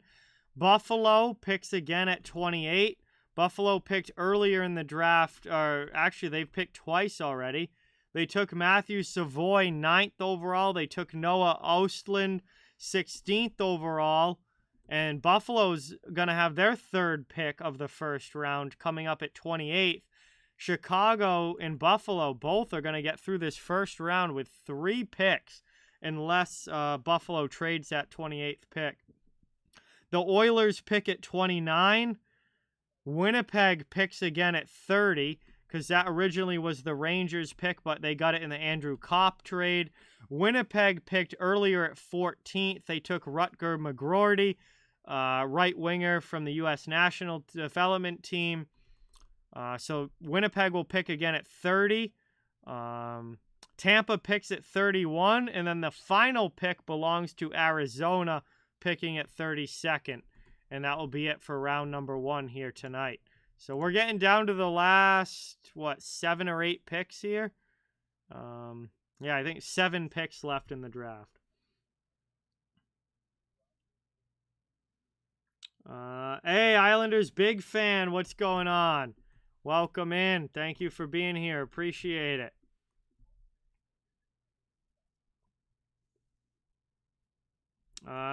Yeah, I definitely think that he's going to be a free agent, Trevor, yes.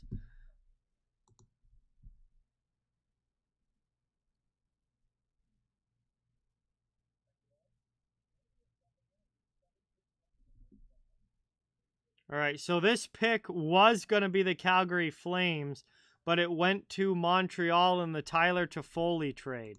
So that is why the Canadiens are selecting here at 26. This would have been the Flames pick, but they traded it along with other pieces to Montreal for Tyler Toffoli. Yes, Islanders big fan.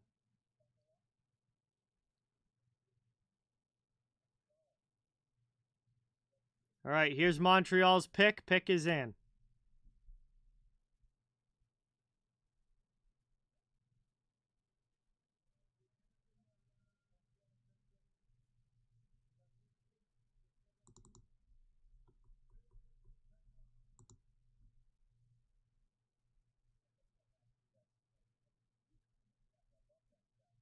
And they take a right wing. Philip Mizar is the next to go. And he is another Slovakian player taken here in the first round. There's been a number of Slovakian players taken in this round. And Philip Mizar is the next one to go.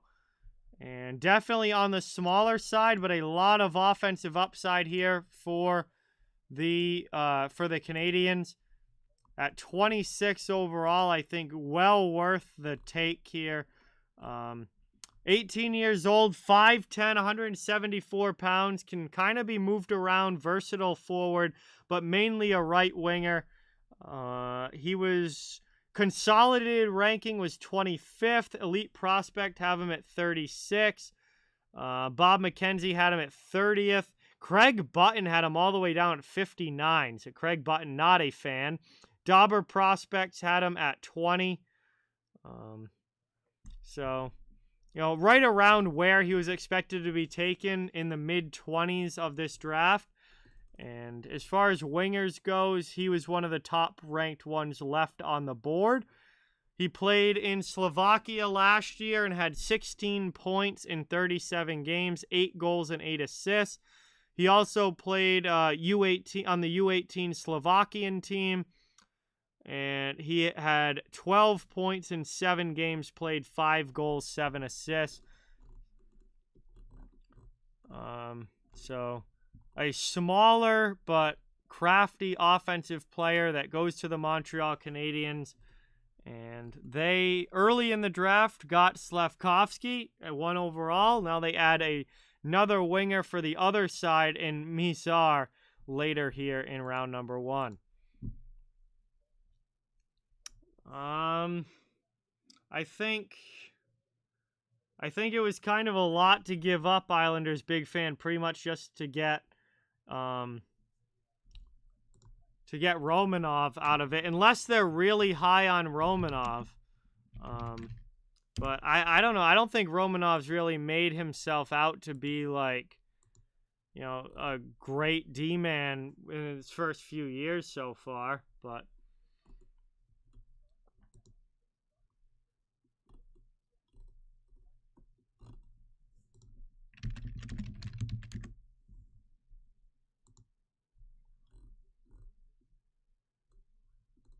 all right. Yeah. I mean, all they basically gave Montreal the 13th pick for Alexander Romanov and a 4th round pick. I mean, unless they're that high on Romanov that they thought he was worth the 13th overall pick, I'm I'm personally not that high on Romanov to be giving up a top 15 pick for Romanov. I don't think Romanov's worth that personally. I at least haven't seen it yet in the NHL to where he would be. But I guess they see something else in him. Anyway, San Jose is now on the clock here at 27th. And let's get this updated.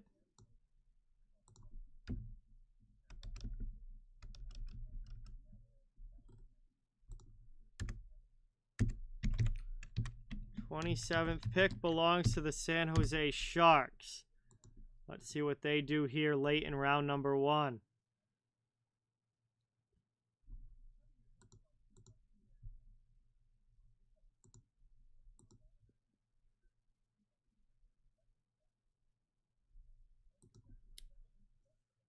Looks like San Jose's pick is coming in. So San Jose is ready to get up there and make their selection.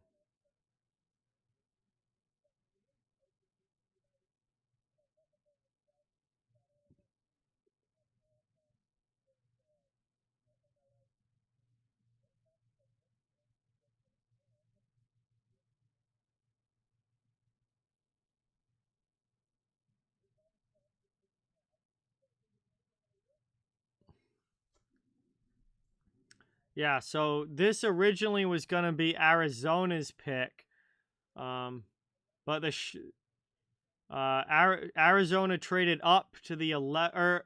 And San Jose was originally going to pick 11th, but they traded it to Arizona for this pick, 27th, and then 2 picks in the second round. So they basically traded back from 11 to 27 to get 2 extra second round picks out of it. So San Jose is going for quantity of picks here. They also have a brand new general manager as Mike Greer walks up to the stage.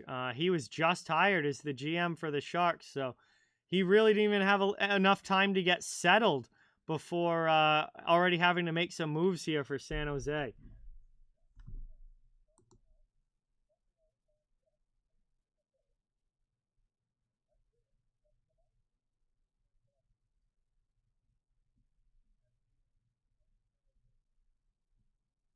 So let's see who the Sharks take.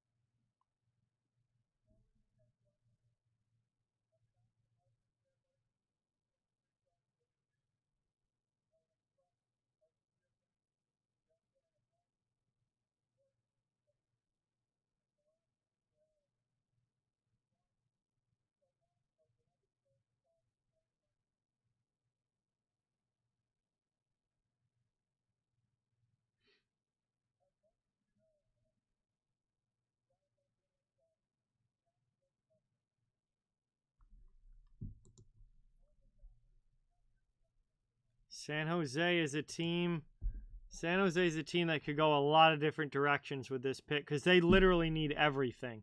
There's no position that the Sharks don't need.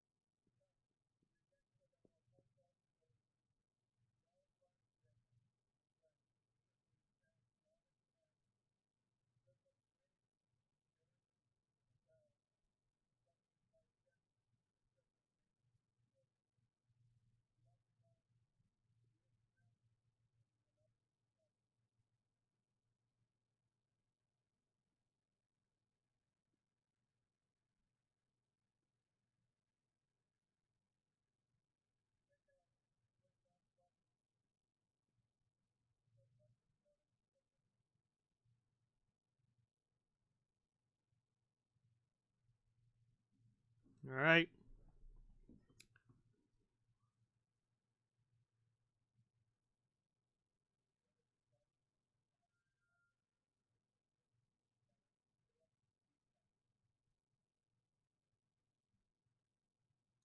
All right. Philip Beested goes next, another Swede. And another center off the board who is not Brad Lambert. So Lambert keeps on slipping and slipping and slipping here, and I'm starting to wonder if he doesn't go in the first round at all. So Philip Beested is another Swedish center here. Tall kid. Looks big on skates here, seeing the highlights. And let's see what Elite Prospects has to say about him. San Jose taking him 27th overall. Obviously late first round here. So guys that are going to be take a little bit longer before they get to the NHL. 18 years old, 6'4", 205 pounds. Pretty good frame on this kid for sure. He's got the NHL body already. He was ranked very all over the place. 70th by Elite Prospects, 42 by Bob McKenzie, 69 by Craig Button, 39 by Dobber Prospects. So this is definitely a bit of a reach of a pick for the Sharks here. Nobody had him going in the first round.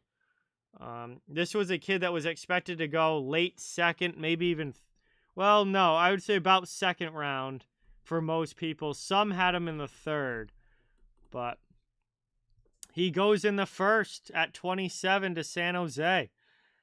He played 15 games in the SHL last year, had 2 points, 1 goal, and 1 assist. He spent most of the season in the junior league, 49 points in 40 games, 16 goals, 33 assists, plus 23. He played with Sweden's U18 team, 17 games, 7 goals, 4 assists, 11 points, plus 8. Looks like a good two-way player. Not a whole lot here about him, but definitely a little bit of a stretch of a pick, but I see the upside for sure.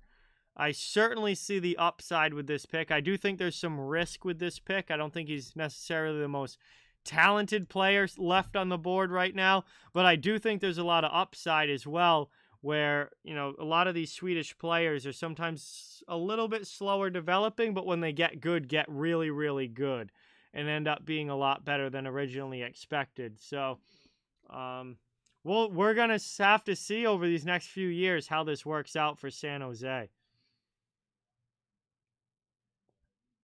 But with San Jose's pick in, it now means that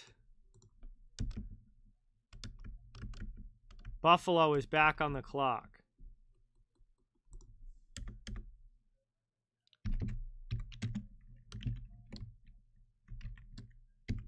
So the Buffalo Sabres are back on the clock here at 28. This will be their third pick of the first round. So Buffalo here going for their third pick of round number 1. Chicago has also had 3 first-round picks. He very well might prosper. At this point, it looks like there's a very real chance of him dropping all the way out of the first round.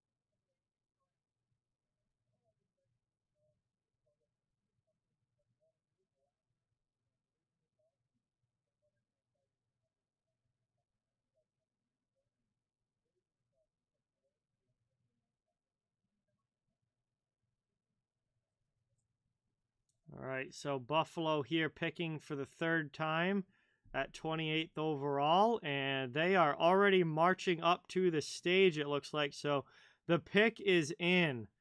The pick is in for Buffalo here. And Buffalo acquired this pick in the Sam Reinhart trade with Florida. So again, this would have been the Florida Panthers.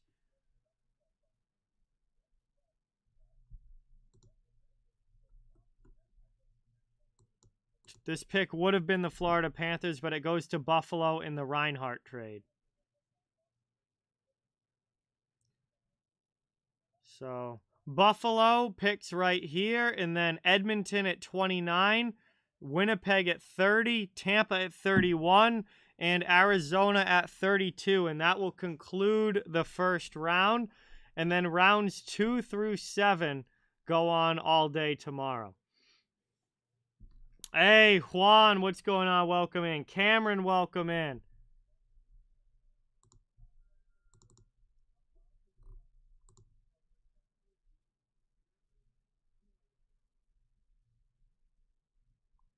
And Buffalo takes another center. Their third center already.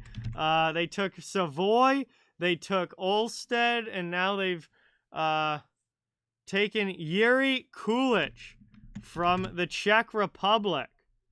Another center here for Buffalo as they are loading up down the middle, hoping that these guys, at least a couple of them, can become good players. Again, you're going to hit with some picks and miss with others. They are going for quantity here in Buffalo. And another center off the board. No, it was not expected that any goaltender would go in the first round, Prosperous. So not surprised that no goaltenders going here. That's not a shock. No first round goalies this year. Gerry Kulich. Now, Elite Prospect says that he may have potential to play wing as well, but we'll have to see. 18 years old, 6 feet, 172 pounds, left shot center.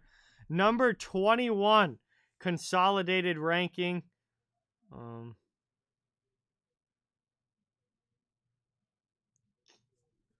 Brad Lambert is still on the board, Trevor, so he has not been selected yet. I think he might move right out of the, end up slipping right out of the first round altogether and get drafted in the second. So let's see Kulich a little bit here.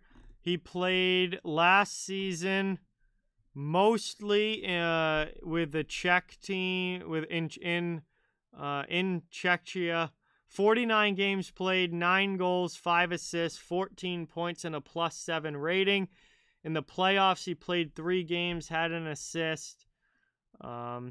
With the Czech U18 team, all international competition last year with the U18 team, 16 games played. He had 17 goals, 5 assists, and 22 points. So he literally scored more than a goal per game with the junior team this past season. Obviously, is a shoot-first player, very good goal scorer, and another forward here. And we got a trade.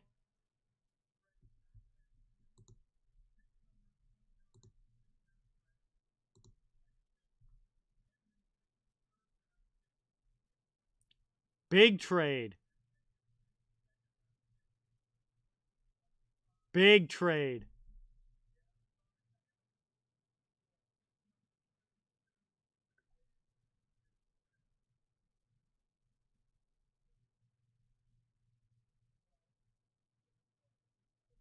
Okay, hold on here. All right, so the Edmonton Oilers just dropped back 2 spots. They just dropped back 3 spots from pick 29 to pick 32. And Arizona gets pick 29, a 3rd-round pick in 2024, a 2nd-round pick in 2025, and Zach Kassian. So I basically, the Oilers just had to give away a couple of draft picks to get rid of Zach Kassian. And Arizona will now pick at 29, and the Oilers move back to 32, but they unload Zach Kassian and his egregious contract as well. So the Oilers had to give up a couple of picks, but they get Kassian off the books and open up some cap space. Zach Kassian is now a member of the Arizona Coyotes, and the Coyotes are now on the clock with this 29th overall pick. So that was pretty much what Edmonton needed to do to get rid of Kassian and get that contract off the books. So now's a good time to do it. And they didn't move, and they did it without moving out of the first round completely. They still have a first round pick. It's just 32nd instead of 29th. So they move back a few spots, and they give up a couple future picks, and they're able to get rid of Kassian, which they needed to do with that contract.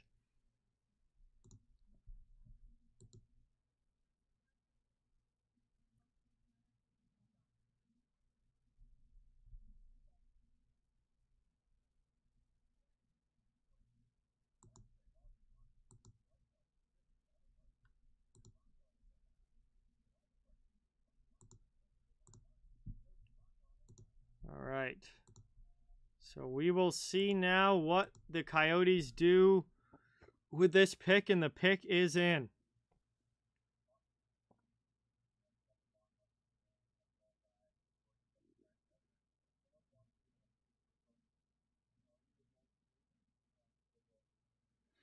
Hey, All Sports, what's going on? Welcome. Thanks for stopping by. Appreciate it. Yeah, Kassian no longer an Oiler. He's off to Arizona.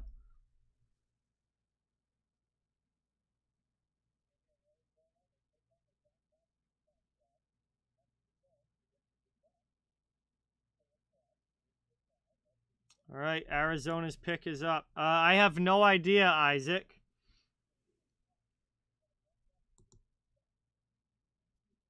Yes, today is just the first round. Rounds 2 through 7 will be tomorrow.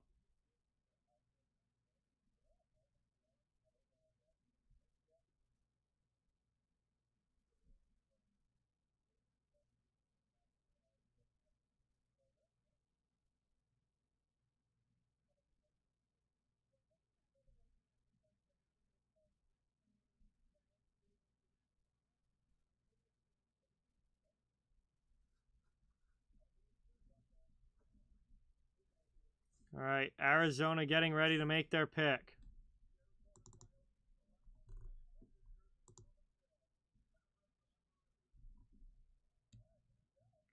Maverick Lamoureux from Drummondville of the QMJHL.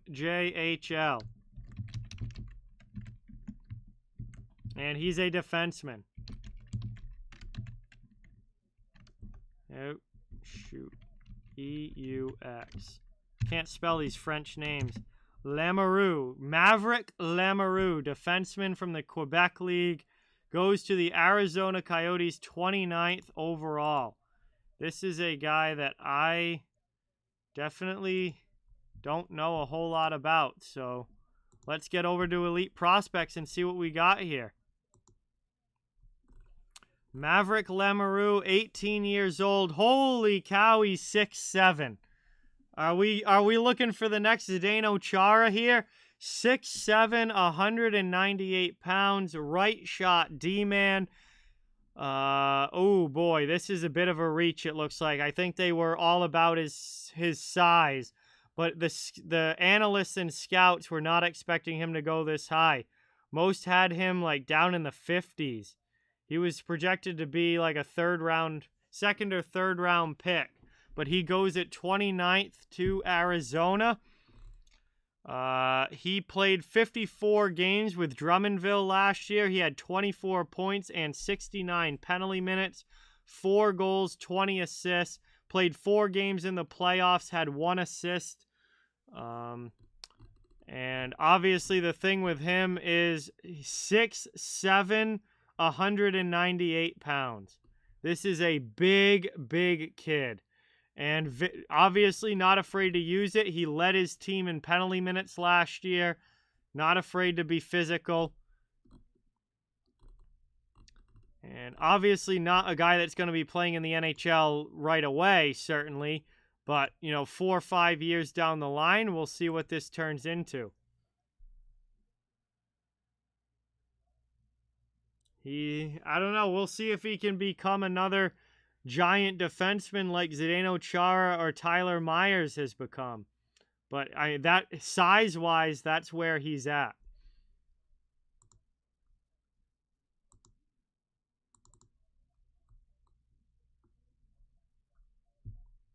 Hey, Paolo, what's going on? Welcome in.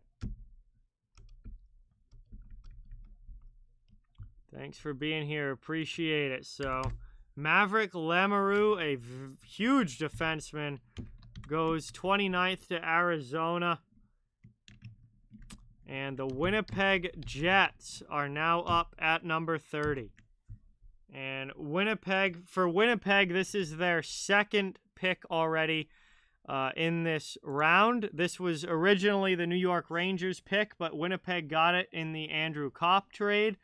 So the Jets have it now. Earlier in the draft, the Jets picked at 14th, and they took Rutger McGroarty, right winger from the U.S. National Development Program. So we'll see if they decide to go winger here, or maybe they go defenseman with this one. Winnipeg could definitely use some D, and I think with them taking a forward with their first pick, I would not be surprised if they go with D in this one here, 30th overall. Yeah, doing pretty well, Paolo. Absolutely. Thanks for coming in. Good to see you in the chat. Appreciate it. It's been a very this has been one of the most fun first rounds that I can remember for the last few years, because there's it's been so unpredictable. Like, the picks have been all over the place. There really hasn't been any script or anything like that. I feel like recently the draft has gotten very kind of everybody goes where they're supposed to. You'll get an occasional surprise here and there. But for the most part, it's been, the last few years have been very by the book how it was supposed to be. And this year, this draft, this first round tonight has been all over the place. All over the place, extremely unpredictable, and that's made it really, really fun. He's got the potential to be an elite winger, Paolo. I mean, I'm not surprised, honestly, that he went first. There was a lot of talk about him over the last month about moving up into that top spot, and I mean, there was a lot of talk the last few days about Montreal not taking Shane Wright. And so, I mean, he's obviously got the massive size, 6'4", 229, lots of offensive upside, good, NHL body. There's a lot to like about him. I also think there's some risk there, because we've seen, bigger forwards that get taken early on and haven't really worked out. I hope he's not another Jesse Puljujarvi. That's the thing. Like, Edmonton took Puljujarvi in the top 5, and I mean, he just has not lived up to that draft position whatsoever. So I'd be a little concerned for Montreal that he hopefully doesn't turn into another Jesse Puljujarvi. But if he doesn't, I mean, they could have an absolute superstar forward on their hands here. The upside is absolutely there. 100% Paolo. Wright going all the way down to 4 was a massive surprise, and literally, that you could not have been handed a better pick there if you're Seattle. And now Seattle has Wright and Beniers as a 1-2 punch down the middle, which is unreal. All right, here's Winnipeg. Pick is coming in. Let's see what the Jets decide to do here. I think they might go D with this pick, personally.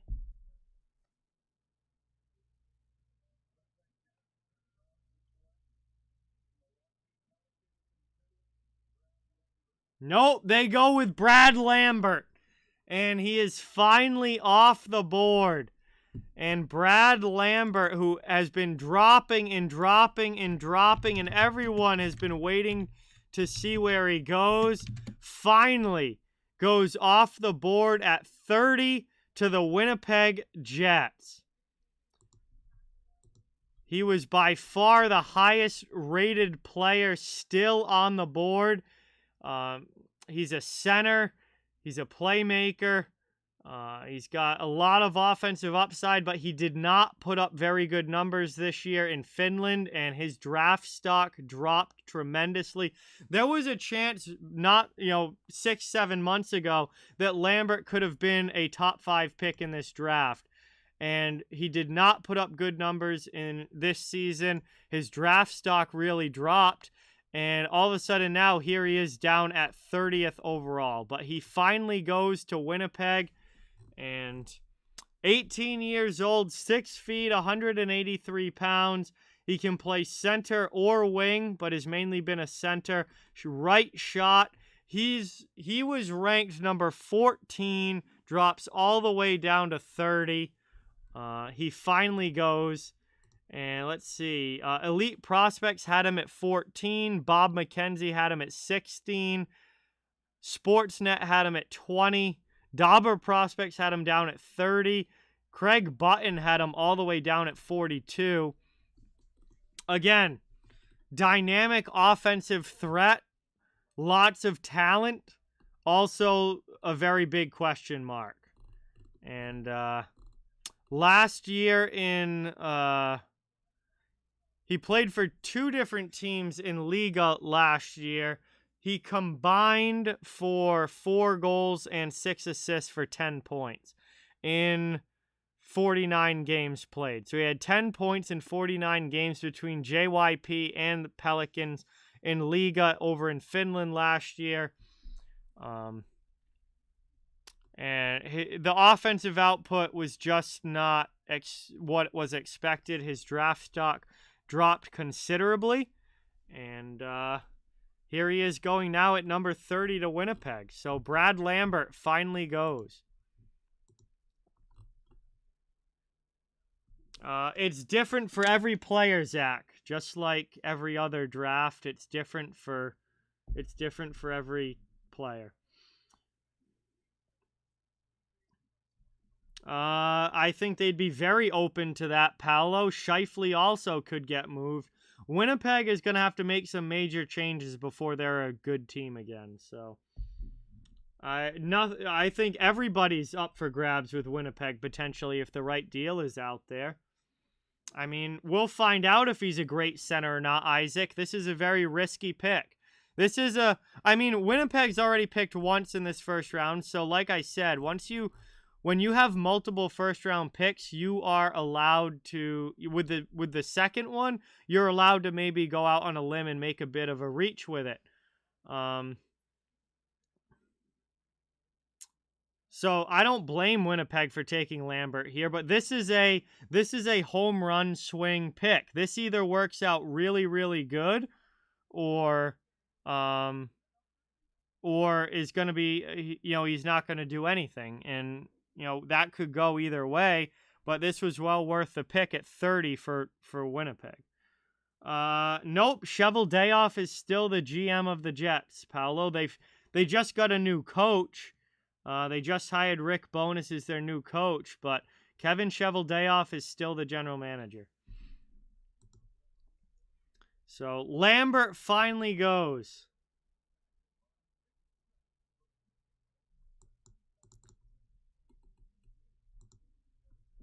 And we are now going to get ready for pick number 31 from the Tampa Bay Lightning. Tampa, who actually has a first-round pick this year, the first time in quite a while that Tampa's actually had a first-round pick. They'll be drafting here at number 31. And we'll see what the Lightning decide to do with it. Again, they haven't had a first-round pick in a while, so they could go with pretty much any direction as far as, position-wise, what they want to do here.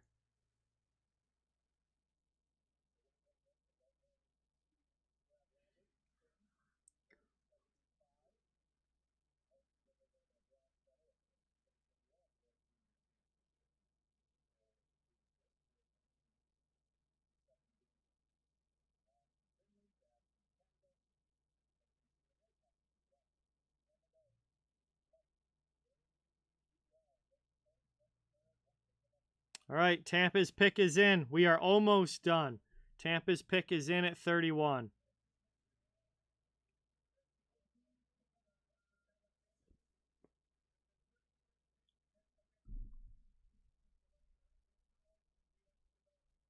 Hey, Isaac, there's your boy. Left winger Isaac Howard from the U.S. Development Program goes to the Tampa Bay Lightning at number 31.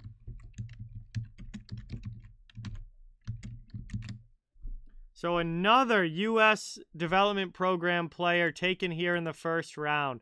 There have been a ton of them taken so far in this draft, and add Isaac Howard to the list here. This kid has a chance to be really, really good.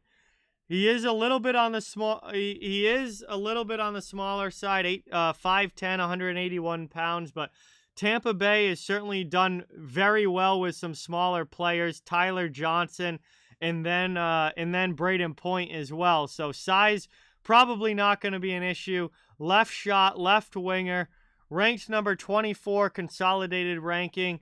Elite Prospects had him down at 41, but Bob McKenzie had him at 20. Craig Button had him at 32. Sportsnet had him all the way up at 12. Dauber Prospects had him at 24.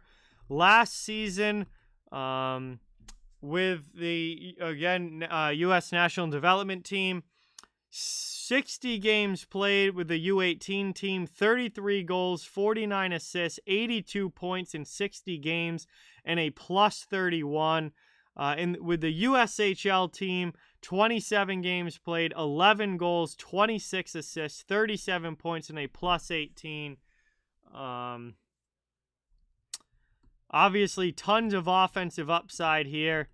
He's a deceptive shooter, changing the angle on goalies before ripping pucks home. He's an offensive dynamo. He's a natural instinct for scoring. Just some of the things said about him. This is looking like he's got an opportunity to be a very good player down the line. Offensively, and a big-time scorer for the Tampa Bay Lightning. He will be playing college hockey at Minnesota Duluth. So, not the University of Minnesota like so many others from this class, but Minnesota Duluth next year for NCAA. And I can't wait to watch him in college as well. All these kids going to play college hockey next year. I am very excited to see at the college level because obviously being first-round picks, there's going to be high expectations, but there's also very high talent levels. And for this kid to put up the points that he did last season, you see that the offensive upside is there. And I can't wait to see what he looks like in college next year and eventually playing for the Lightning down the road. So with that, we are now up to our last pick, 32nd overall, which because of the trade that just happened a little while ago between Arizona and Edmonton, now belongs to the Edmonton Oilers as they traded back and were able to get rid of Zach Kassian and his abysmal contract. 32nd overall now, Edmonton on the clock. And we will see who they decide to go with to close out round number 1 here. But before we close out round number 1, I do want to say thank you guys all so much for watching. Really, really appreciate everyone who stopped in tonight and joined the stream and chatted. It was awesome to have you. Please don't forget, it really does mean a lot and help the channel a ton if you can hit the thumbs up and subscribe if you haven't yet. I cover the entire NHL, so fans of all teams are welcome and wanted here. No, we're in the off season now, but I'll still have content coming out about all different teams and all different things happening. And then next season's going to be here before we know it as well. So really appreciate it, guys. Thank you so much. There's one pick left. We'll see what who the Oilers take here at number 32. And then that is going to be it for round number 1. And that is going to be it for me. And then round number 2 through 7 is tomorrow. I'm not sure what time that starts, but I don't cover any of the later rounds. I'm just live here for the first round. But tomorrow there'll be a bunch more picks with, obviously guys getting deeper into the draft. More of like project players who are going to take some development. But I have no idea when the second round starts tomorrow. I never watch the later rounds. It's a whole lot easier just to look it up at the end of the day and see who your team took. Because there's going to be a lot of players taken tomorrow that never, ever even step on NHL ice. At least for like most of these first round guys, at least a large majority of them will at least play NHL games. When you get into the later rounds, most of those guys, like a high percentage of those guys, never even see NHL ice.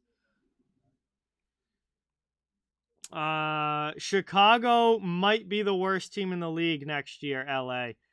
Honestly, now with Doc gone and DeBrincat gone, it seems like they're almost trying to be. They're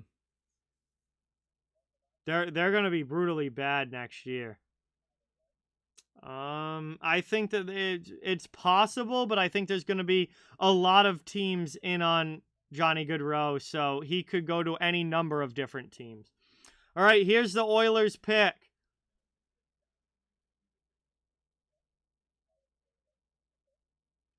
Oilers pick is coming in. They're all up on stage. Honestly, no, they should, LA. Absolutely. There's no reason for them to keep Patrick Kane there with them being as bad as they're going to be next year.